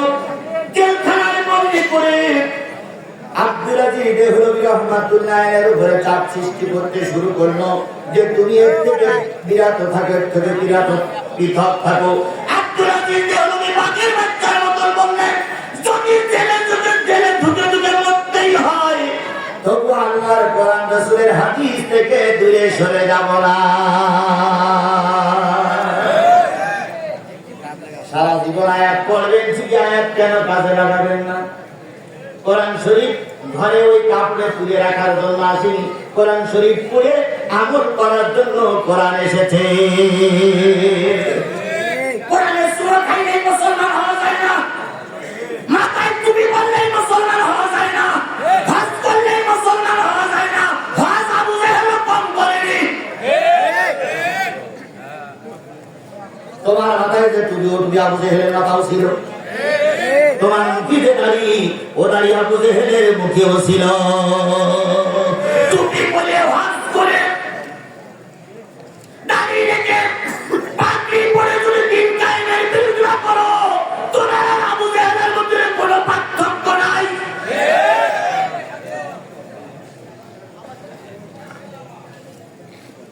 আব্দুল আজিজ ভাই কেন আপনারা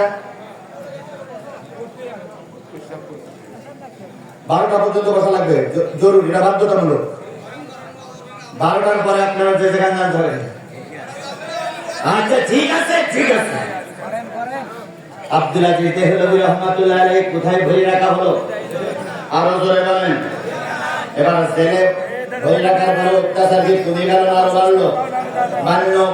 রিমান্ড হলো, যেতে পারি না, পরনে কাপড় নাই, এক কাপড়ে দিনের পরে দিন, মাসের পর মাস, বছরের পরে বছর চলে।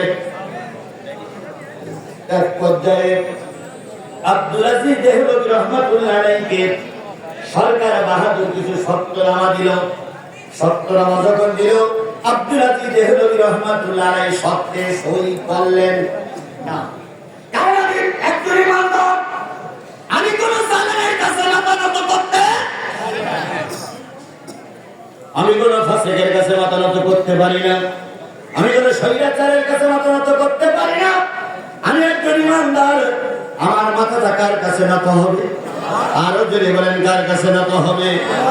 আব্দুল আজিজ দেহলভী রহমাতুল্লাহ আলাইহি কোন অবস্থায় যখন জালেমের কাছে, স্বৈরাচারের কাছে মাথা নত করলেন না, তখন স্বৈরাচার সরকার তখন সিদ্ধান্ত নিল হুজুরকে এবার মেরে দেওয়া লাগবে। কি করা লাগবে?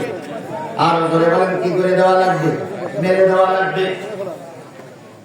আব্দুল আজিজ দেহলভী রহমাতুল্লাহ আলাইহি দীর্ঘদিন জেলখানায়, এরপরে জেলখানার থেকে তাকে বাহির করা হলো।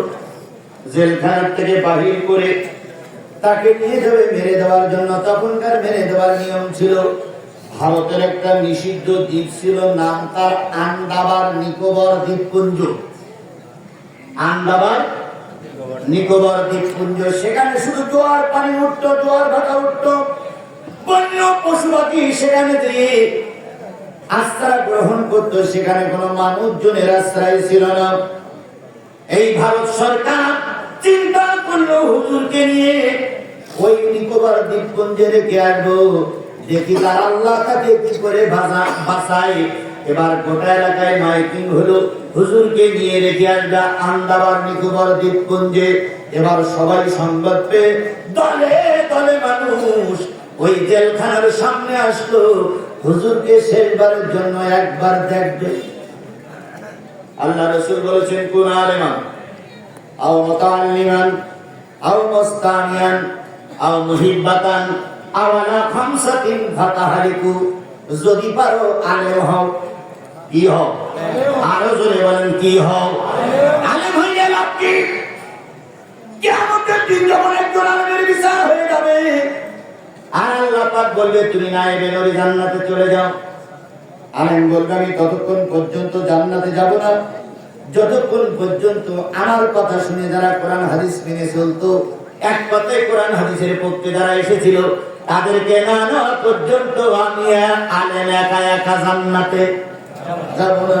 এবার আল্লাহ পাক ঘোষণা করবেন, যাও তুমি বিরাট একটা মই পরে উঠে সেখানে দাঁড়িয়ে সংবাদ দাও, প্রচার করো, তোমার যারা চেনে, তোমার কথা শুনে যারা ইসলামের পক্ষে কাজ করেছে, তাদের সবাইকে নিয়ে জান্নাতে চলে যাও।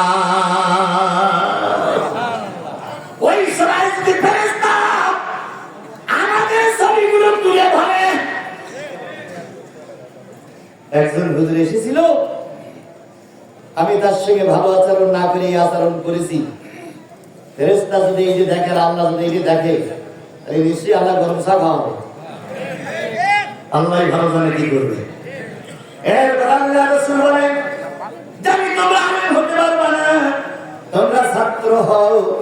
ছাত্র হইলে কি হবে? ছাত্রদের কান্না মাফ করে জান্নাতে দিয়ে দেবে। এই যে হেফজখানায় আলিয়া মাদ্রাসার ছাত্ররা এখানে কি গান শিখতে আসে না বাজনা শিখতে আসে? কি শিখতে আসে? কোরআন শিখতে আসে। এই ছাত্রদের সঙ্গে যদি সঙ্গ দিয়ে থাকেন, এই হেফজখানা মাদ্রাসা টিকাই রাখার জন্য যদি আপনারা চেষ্টা করেন, একদিন এই হেফজখানার ছাত্র আর এই মাদ্রাসার ছাত্রের সঙ্গে জান্নাত হবে। এবার সবাইকে আলেম হতে পারবে? সবাই কি ছাত্র হতে পারবে?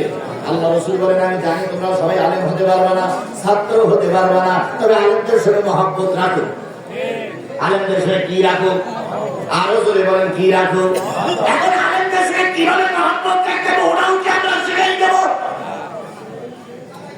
আপনার এই মাদ্রাসায় যদি একজন ওসি সাহেব আসে,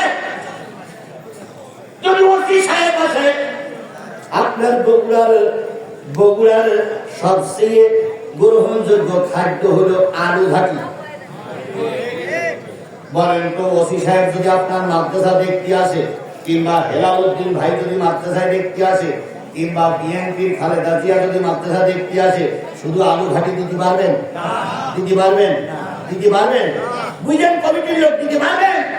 তাহলে তাই যদি না পারেন, একজন আলেমের দেখে এইভাবে করেন কেন? আপনারা একটু বলেন ভালো না, একটু তাহলে ভালো না।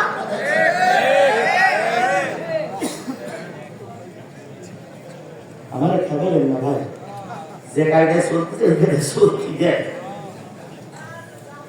আপনি বগুড়ার মানুষ, আমি বাংলাদেশের মানুষ, আমি তার ইন্ডিয়াতে আসিনি, মায়ানমারের পালালে মাল না, বাংলাদেশের নাগরিক। আপনি যেমন বন্ধ করার অধিকার করতেছেন, আমার তখন টিকায় রাখার অধিকারও আমার আছে। এখানে আপনারা যেমন আছেন, আমরাও তেমন আছি। এখানে আমরা কোরআন কম নাই, এখানে হাতুজ করে আপনাদের সেই আমরা কোরআন লোক পাচ্ছি, কিন্তু আপনাদের সামনে আমার রক্ষা করে চলছি। এর মানে এই নয় যে আপনারা যা বলবেন তাই শুনতে হবে। আমি আপনার কি করে আপনার ঘরে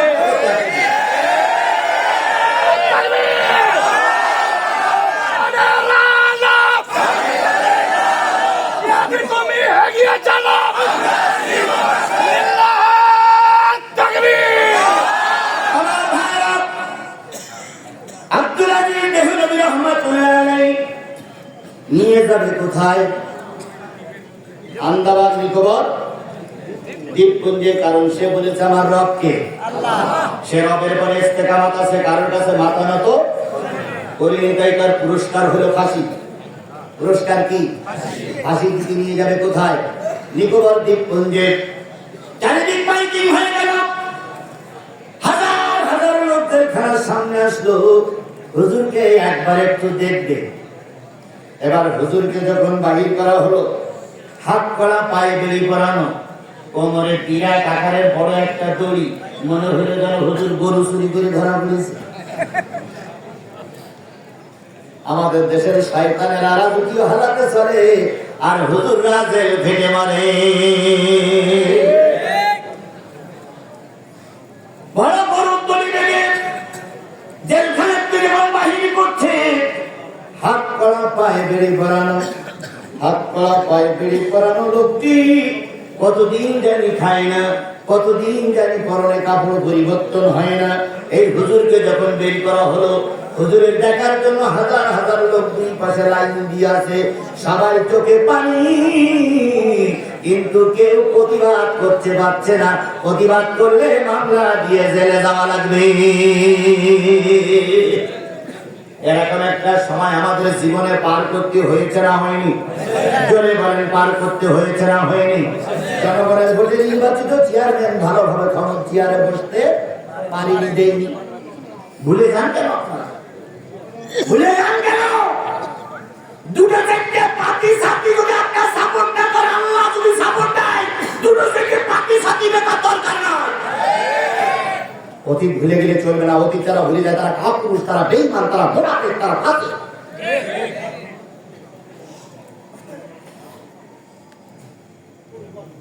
আব্দুল আজিজ দেহলভী রাহমাতুল্লাহ আলাইহি কোমরে দড়ি বেঁধে যখন নিয়ে যায়, ভাই কথা না বলি, ভাই ভাই কথা না বলি, ভাই আপনাকে যদি আপনাকে খারাপ লাগে আপনাদের ভিতরে চলতেন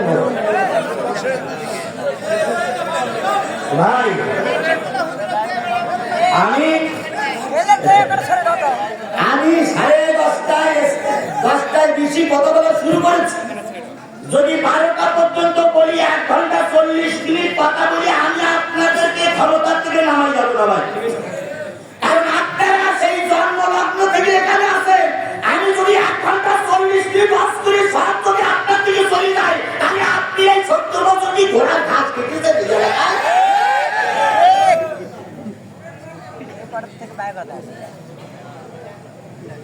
আমি তো কোরআন হাদিসের কথা বলতেছি, আপনারা মাদ্রাসায় বসে আমার সবক দিয়েছেন, আসার সময় সবক দিয়েছেন, এখানে এসে সবক দিয়েছেন। ও সবক আমার কানে ধরা আছে, তাই আমার জেনে শুনে নিয়ে এসে আমি রাজমিস্ত্রি, এখন আমার কাঠ মিস্ত্রি বানাচ্ছেন কেন?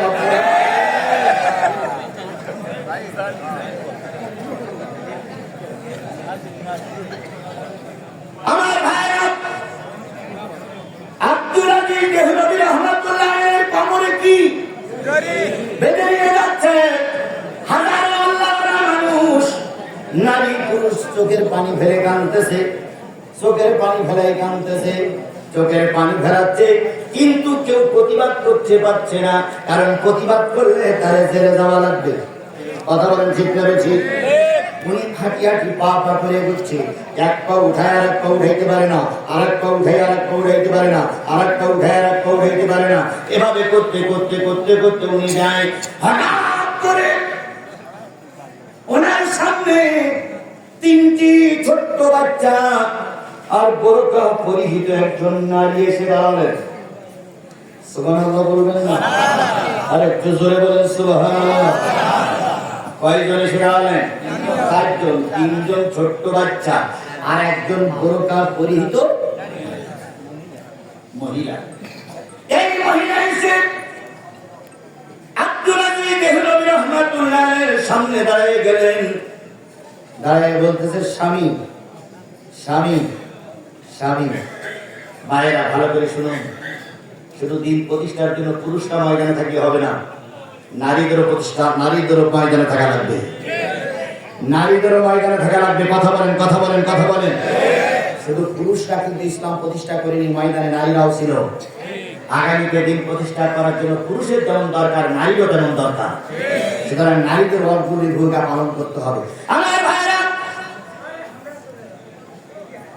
আব্দুল আজিজ দেহলভী রাহমাতুল্লাহ আলাইহির সংবিধান একটা বোরকা পরিহিত নারী মহিলা, তিনি এসে বললেন, স্বামী স্বামী, আর 3টে বাচ্চা এসে 2খানা হাত ধরলেন, আব্বু আব্বু আব্বু।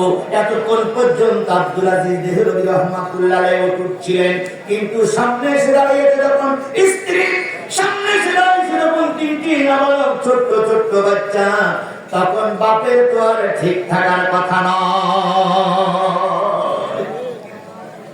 ছোট্ট বাচ্চাটার মাথার পরে হাত দিয়ে আব্দুল আজিজ দেহলভী রাহমাতুল্লাহ আলাইহি বলতেছে, বারে কোন হক আমি আদায় করতে পারলাম না, তোরা আমারে মাফ করে দিস। বাপ বাচ্চার একটা বাচ্চার মাথায় হাত দিয়ে বলতেছে, বাবা রে, আমি তোদের কোন হক আদায় করতে পারলাম না, মাফ করে দিস। স্ত্রীকে বললেন, স্ত্রী, জীবন সঙ্গিনী ফাতেমা, আমি চেয়েছিলাম আল্লাহর কোরআন নিয়ে টিকে থাকবো, কিন্তু তাও পারলাম না। আল্লাহর কোরআনের কারণে আমাকে এখন নিকোবর দ্বীপপুঞ্জে যাওয়া লাগতেছে, তুমি আমাকে আল্লাহর রাস্তায় ক্ষমা করে দিও। এবার ছোট্ট 2টা বাচ্চা 2 হাত ধরলেন, আর একটা বাচ্চা সামনে গেলেন। স্ত্রী মাথা উঁচু করে বলতে, আব্বু তুমি কোথায় যাচ্ছ? তোমার হাত কড়া করা না কেন? পায়ে বেড়ি পরানো কেন? কোমরে দড়ি বাঁধা কেন? তুমি কি অন্যায় কাজ করেছো? তখন আব্দুল আজিজ দেহলভী রাহমাতুল্লাহ আলাইহি কাঁদো কাঁদো নয়নে চোখের পানি ফেলাচ্ছে আর বলতেছে, বাজান রে, আমি কোনো অন্যায় করিনি, আমি ইমানের পরে টিকে ছিলাম, তাই আল্লাহ পাক আমার একটা পুরস্কার দেবে। সুবহানাল্লাহ বলবেন না? সুবহানাল্লাহ বলবেন না? আমি ইমানের পরে টিকে ছিলাম, তাই আল্লাহ আমার একটা কি দেবে? আরো জোরে বলেন, আল্লাহ আমার একটা কি দেবে? পুরস্কার দেবে। আল্লাহ আমাকে পুরস্কৃত করবে। তাই পুরস্কার নেওয়ার জন্য এই সরকারি লোকেরা আমাকে নিয়ে যাচ্ছে। এবার বাচ্চা দুটো বলতেছে, পুরস্কার নিতে গেলে অনেক সময় গলায় ফুলের মালা পরায়, অনেক সময় সুন্দর পোশাক করে আপনাকে নিয়ে যাওয়া হবে, কিন্তু হাত কড়া পায়ে বেড়ি কেন পরানো? তখন আব্দুল আজিজ দেহলভী রাহমাতুল্লাহ আলাইহি বলতেছে, বাজান রে, এই পুরস্কার দিতে গেলে হাত কড়া আর পায়ে বেড়ি পরে নেওয়া লাগে। আব্দুল আজিজ দেহলভী রাহমাতুল্লাহ আলাইহি নিয়ে যাওয়া হলো আন্দামান নিকোবর দ্বীপপুঞ্জে। সেখানে রেখে ভারত সরকার তারে মেরে দিল। একটিবারের জন্য জালেমদের কাছে তিনি মাথা নত। এর নাম হলো ইমানদার। এর নাম কি? আরো জোরে বলেন, এর নাম কি? ইদানিং একটা ওয়াজ ভাইরাল হয়েছে, আপনারা কিছু কিছু লোক গালিগালাজ তিরস্কার করতেছেন, যে যে আমির হামজা বলেছে খাদিজাতুল কুবরা রাদিয়াল্লাহু তাআলা আনহু অনেক ইবাদত করেননি, তারপরে আল্লাহ তার জান্নাতের সালাম দিয়েছে। এরকম একটা কথা শুনেছেন না আপনারা? জান্নাতে একটা ঘর বানিয়ে দিয়েছে। আমি বিতর্কিত আলোচনায় যাব না, শুধু এতটুকু বলি, খাদিজাতুল কুবরার ঈমান ছিল অটুট, ঈমান ছিল মজবুত। তখন তার সময় নামাজ ফরজ ছিল না, তাই তিনি নামাজ পড়েন নাই। হজ ফরজ ছিল না, তাই তিনি হজ করেন নাই। যাকাত ফরজ ছিল না, তাই তিনি যাকাত দেন নাই। কিন্তু তার দুটো জিনিস আল্লাহর কাছে কবুল হয়েছে। একটা হচ্ছে আল্লাহর পরে ঈমান, আর একটা হলো স্বামী ভক্তি। কি ভক্তি? স্বামী ভক্তি। হযরত খাদিজার বয়স যখন 60 বছর 50-এর উপরে চলে গেছে, তখন আল্লাহ রাসূল ছিলেন হীরা গুহায়। সেখানেই পরিবার স্থির, আল্লাহ মাফ করুক, তিনি এক মুরব্বী, আমাদের মা খাদিজাতুল কুবরা রাদিয়াল্লাহু তাআলা আনহা সকালে দুপুরে রাতে তিনি হীরা গুহায় খাদ্য পরিবেশন করে আসতেন। তিনি স্বামীকে এত বেশি ভালোবাসতেন, একটু সময় স্বামীকে না দেখলে তিনি বাঁচতে পারতেন না। আর ছিল বুক ভরা ঈমান, আর ছিল স্বামীর পরে অটুট ভালোবাসা। এই কারণে দুনিয়ায় থাকতে আল্লাহ তাকে কি দিয়েছে? এই আল্লাহ তারে সালাম দিয়েছে। আর আল্লাহ জিবরাইলের মাধ্যমে বলেছে, আমি মা খাদিজার জন্য জান্নাতে, আল্লাহ বলেন আমি খাদিজার জন্য জান্নাতে ঘর করে দিয়েছি।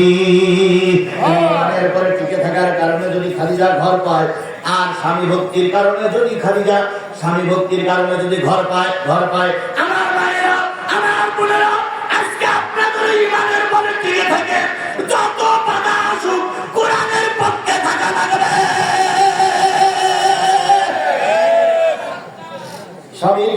করে যাওয়া লাগবে। তবে স্বামী যদি ফেরাউন মার্কা হয়, ফেরাউন মার্কা স্বামী আছে না দুই একজন ভাই?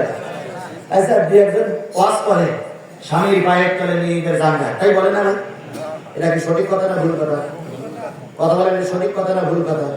আচ্ছা, স্বামীর পায়ের তলে যদি জান্নাত হয়, তাহলে ফেরাউন আসিয়ার জান্নাত তার পায়ের তলায়, তাহলে জীবনে পাবে, জীবনে পাবে। সুতরাং স্বামীর খেদমতে নারীদের আল্লাহ মাফ করবেন, তবে সে স্বামীরও আর আল্লাহওয়ালা হওয়া যাবে, কাবের হলে হবে। স্বামী যদি একত্র নামাজ পড়ে আর একত্র পড়ে না, স্বামী যদি সারা রাত শুধু খেলাস খেলে, তাস খেলে, স্বামী যদি ইসলামের বিরোধিতা করে, তাহলে সেই স্বামীর খেদমত করার দরকার নেই, বরং সেই স্বামী সংসারে থেকে নিজের ঈমান বাঁচিয়ে ইসলামের জন্য এগিয়ে যেতে হবে। আচ্ছা বলেন তো, স্বামী এত প্রিয়, কিন্তু মরার পরে কয়টা স্বামী কবরে যায়? সুতরাং স্বামী যদি কবরে না যায়, স্বামী যদি কবরের বাসিন্দা না হয়, তাহলে সেই স্বামীর আনুগত্য করবেন না যেই স্বামী কাফের, মুশরিক, ফাসিক। যেই স্বামী কোরআনওয়ালা, সেই স্বামীর অনুগত্য করে দুইজন একসঙ্গে ইবাদত বন্দেগী করুন, যাতে করে জান্নাতে যাওয়ার পথ পরিষ্কার হয়ে যায়। হয়েছে? তাহলে যে জিনিসটা বলতেছিলাম, বিল জান্নাতিল্লাতী কুনতুম তুআদুন, ফেরেশতারা এসে বলে সেই জান্নাতের সুসংবাদ নিয়ে এসেছি, যেই জান্নাতের ওয়াদা কে করেছে? আরো জোরে বলেন, কে করেছে? তাহলে সেই জান্নাতের অধিকারীকে আপনারা হতে চান? আমাদের আল্লাহ সেই জান্নাত দেখে রাখে, আপনারা চান? এই সবাই মিলে বলেন, সেই জান্নাতের মালিককে আপনারা হতে চান? আল্লাহ আপনাকে আমাকে জান্নাতের মালিক বানিয়ে দেন, সকলে বলুন আমিন। এবার আরেকটা আয়াত আছে, নাহনু আউলিয়াউকুম ফিল হায়াতিদ দুনিয়া ওয়া ফিল আখিরাহ ওয়া লাকুম ফিহা মা তাশতাহি আনফুসুকুম ওয়া লাকুম ফিহা মা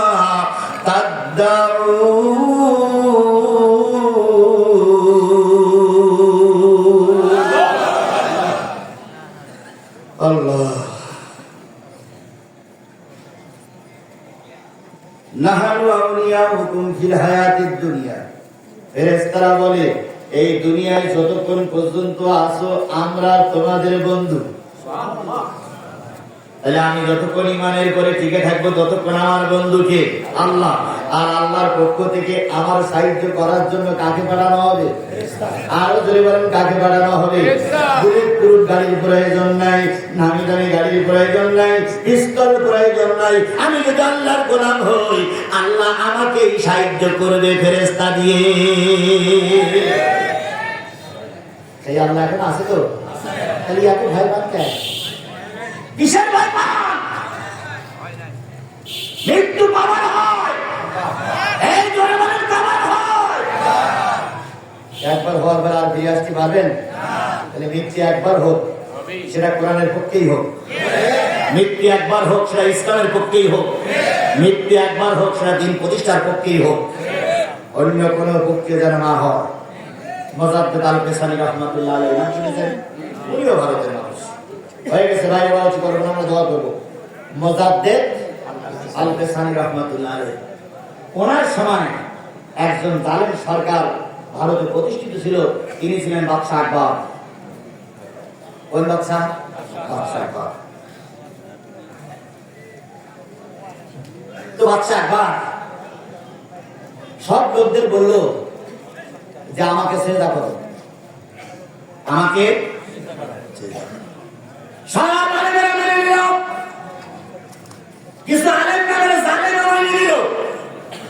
কিন্তু মেনে নিল না একজন, তিনি হচ্ছেন মোজাদ্দেদ আল পেশানি। বলেন আমার জীবনে এই কাল্লা যতক্ষণ সোজা থাকবে, ততক্ষণ পর্যন্ত আমার মাথা ওই বাদশাহ আকবরের কাছে মাথা নত হবে। সুবহানাল্লাহ বলবেন না? এই জন্য পীরের পীর একজনই যথেষ্ট, পাকের বাচ্চাই একজন যথেষ্ট। হাজারো লোকের প্রয়োজন নাই, পরিবর্তনের জন্য একজনই যথেষ্ট। এক ওমর হলে আর হাজার ওমরের দরকার নেই। মারহাবা, নারে তাকবীর। সেই ওমর আমাদের কবুল, সেই ওমরের মতো লোক আমাদের দেশে কবুল হোক, সকলে মিলে বলেন আমিন। আরো জোরে বলেন আমিন, আরো জোরে আমিন। মুজাদ্দিদ আল-কাসানি রহমাতুল্লাহ আলাইহি বাদশা আকবরকে সেজদা করবে। এবার কিছু পাঁচ আটা আলেম ছিল, কিছু পাঁচ আটা গোলাম ছিল, তারা বলল শোনো মুজাদ্দিদ, সরকারের আইন মেনে চলা ফরজ। ফেরাউন হলো নাকি সরকারের আইন মেনে চলা ফরজ? সেই সরকার, যেই সরকার কোরআন আল্লাহ। আর যদি জালেম সরকার হয়, জনগণের সাপোর্ট ছাড়া ক্ষমতার বুকে যদি জোর করে বসে থাকে, তার আইন মেনে চলা ফরজ না, বরং তার বিরোধিতা করা ফরজ। আমার ভাইরা, বাদশা আকবর মুজাদ্দিদ আল-কাসানিকে ডাক দিলেন, হুজুর আমার দরবারে আসেন, আপনার সঙ্গে আমি একটু কথা বলবো। ফেরেশতা কেমন সাথে থাকে তাই বোঝানোর জন্য বলতেছে। এবার বাদশা আকবরের আমন্ত্রণ পেয়ে মুজাদ্দিদ আল-কাসানি দরবারে যাবেন। দরবারে যখন ঢুকবেন তখন দেখলেন দরবারে একটা গেট করা আছে, সেই গেট দিয়ে ঢুকলেই মাথা নিচু করে ঢোকা লাগবে। আর বাদশা বসে আছে সেই দিকে ঠ্যাঙের পরে ঠ্যাং দিয়ে, এইবার সেটা তোমার করাই লাগবে, মাথা নত তোমার করাই লাগবে, মাথা নত না করে তুমি পারবা না। মুজাদ্দিদ আল-কাসানি রাহমাতুল্লাহ আলাইহি চিন্তা করলেন, এখান দিয়ে যদি মাথা নিচু করে ঢুকি তাহলে তো মসজিদে যাবে, আমার আল্লাহর কোরআন হারিয়ে যাবে, রাসূল হারিয়ে যাবে। তাই মুজাদ্দিদ আল-কাসানি মাথা না ঢুকিয়ে পা ঢুকিয়ে দিলেন। সুবহানাল্লাহ বলবেন না? সুবহানাল্লাহ বলবেন। মাথা না ঢুকে কি ঢুকাইছে? পা ঢুকাইছে। বাদশা আকবর সেটা উঠে বসে বসে দেখতেছে। এবার হঠাৎ করে দেখলো হুজুর যখন পা ঢুকাই দিছে, বাদশা আকবর তখন আরো খেপে গেলেন। এবার বাদশা আকবর রেগে দিয়ে বলেন, আয় হুজুর, তুমি আমার রাস্তার একটা পুরোটা কি করে সাহস হলে তোমার পা ঢুকুনে? আমি রাজা। বুঝে নিয়ে সব কথা বলা যাবে না। যদি সেদিন মুজাদ্দিদ আল-কাসানি বাদশা আকবরের কাছে মাথা নত করতে, তাহলে ঈমান থাকতো না যাইতো? এই কথা বলেন, ঈমান থাকতো না যাইতো? কিন্তু আল্লাহর পরে ভরসা আছে, তিনি অন্য কারোর কাছে মাথা নত করবেন না, করবেন কার কাছে? মুজাদ্দিদ আল-কাসানি পা ঢুকাই দিল, বাদশা আকবর খেপে গেল। কোথায় বাদশা আকবর আর কোথায় ছাগলের জাতি, কোথায় গাছতলার, কোথায় তিনতলা, কোথায় বাদশা আকবরের কাছে মুজাদ্দিদ মাথা নত করেনি? আর তুমি যদি মনে করো তোমার কাছে আমার মাথা নত করতে হবে, ভুল স্বর্গে বসবাস করছো। নিয়ত পরিবর্তন করো, কবরে তোমারও যাওয়া লাগবে, আমারও যাওয়া লাগবে।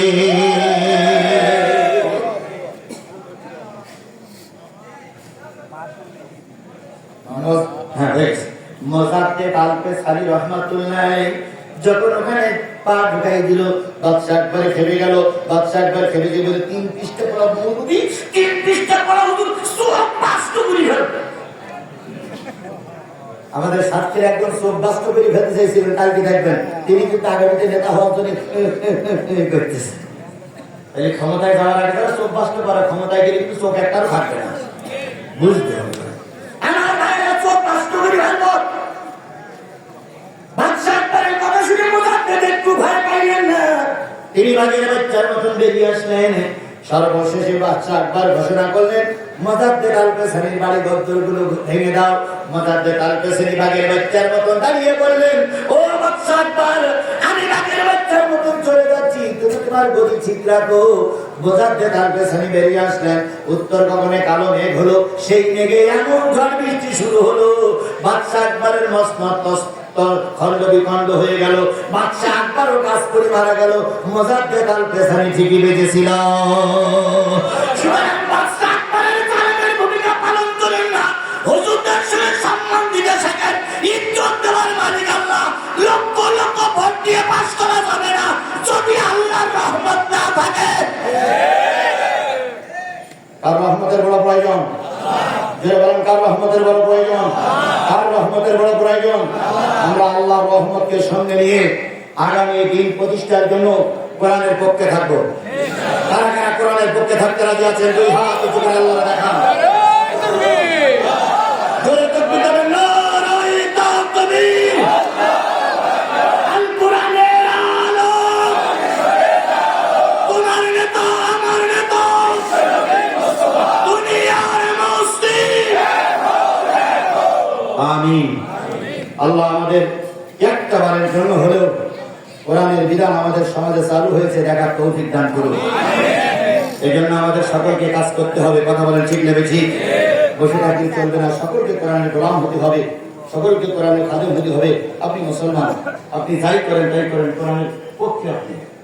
আল্লাহ আমাদের কবুল করুন, আল্লাহ আমাদের সহায় হোক, আল্লাহ আমাদের উপরে রহমত করুন। ওমা তৌফিক ইল্লা বিল্লাহ ওয়া আখিরু দাওয়ানা আলহামদুলিল্লাহি রাব্বিল আলামিন। আল্লাহ اللهم آمين. ربنا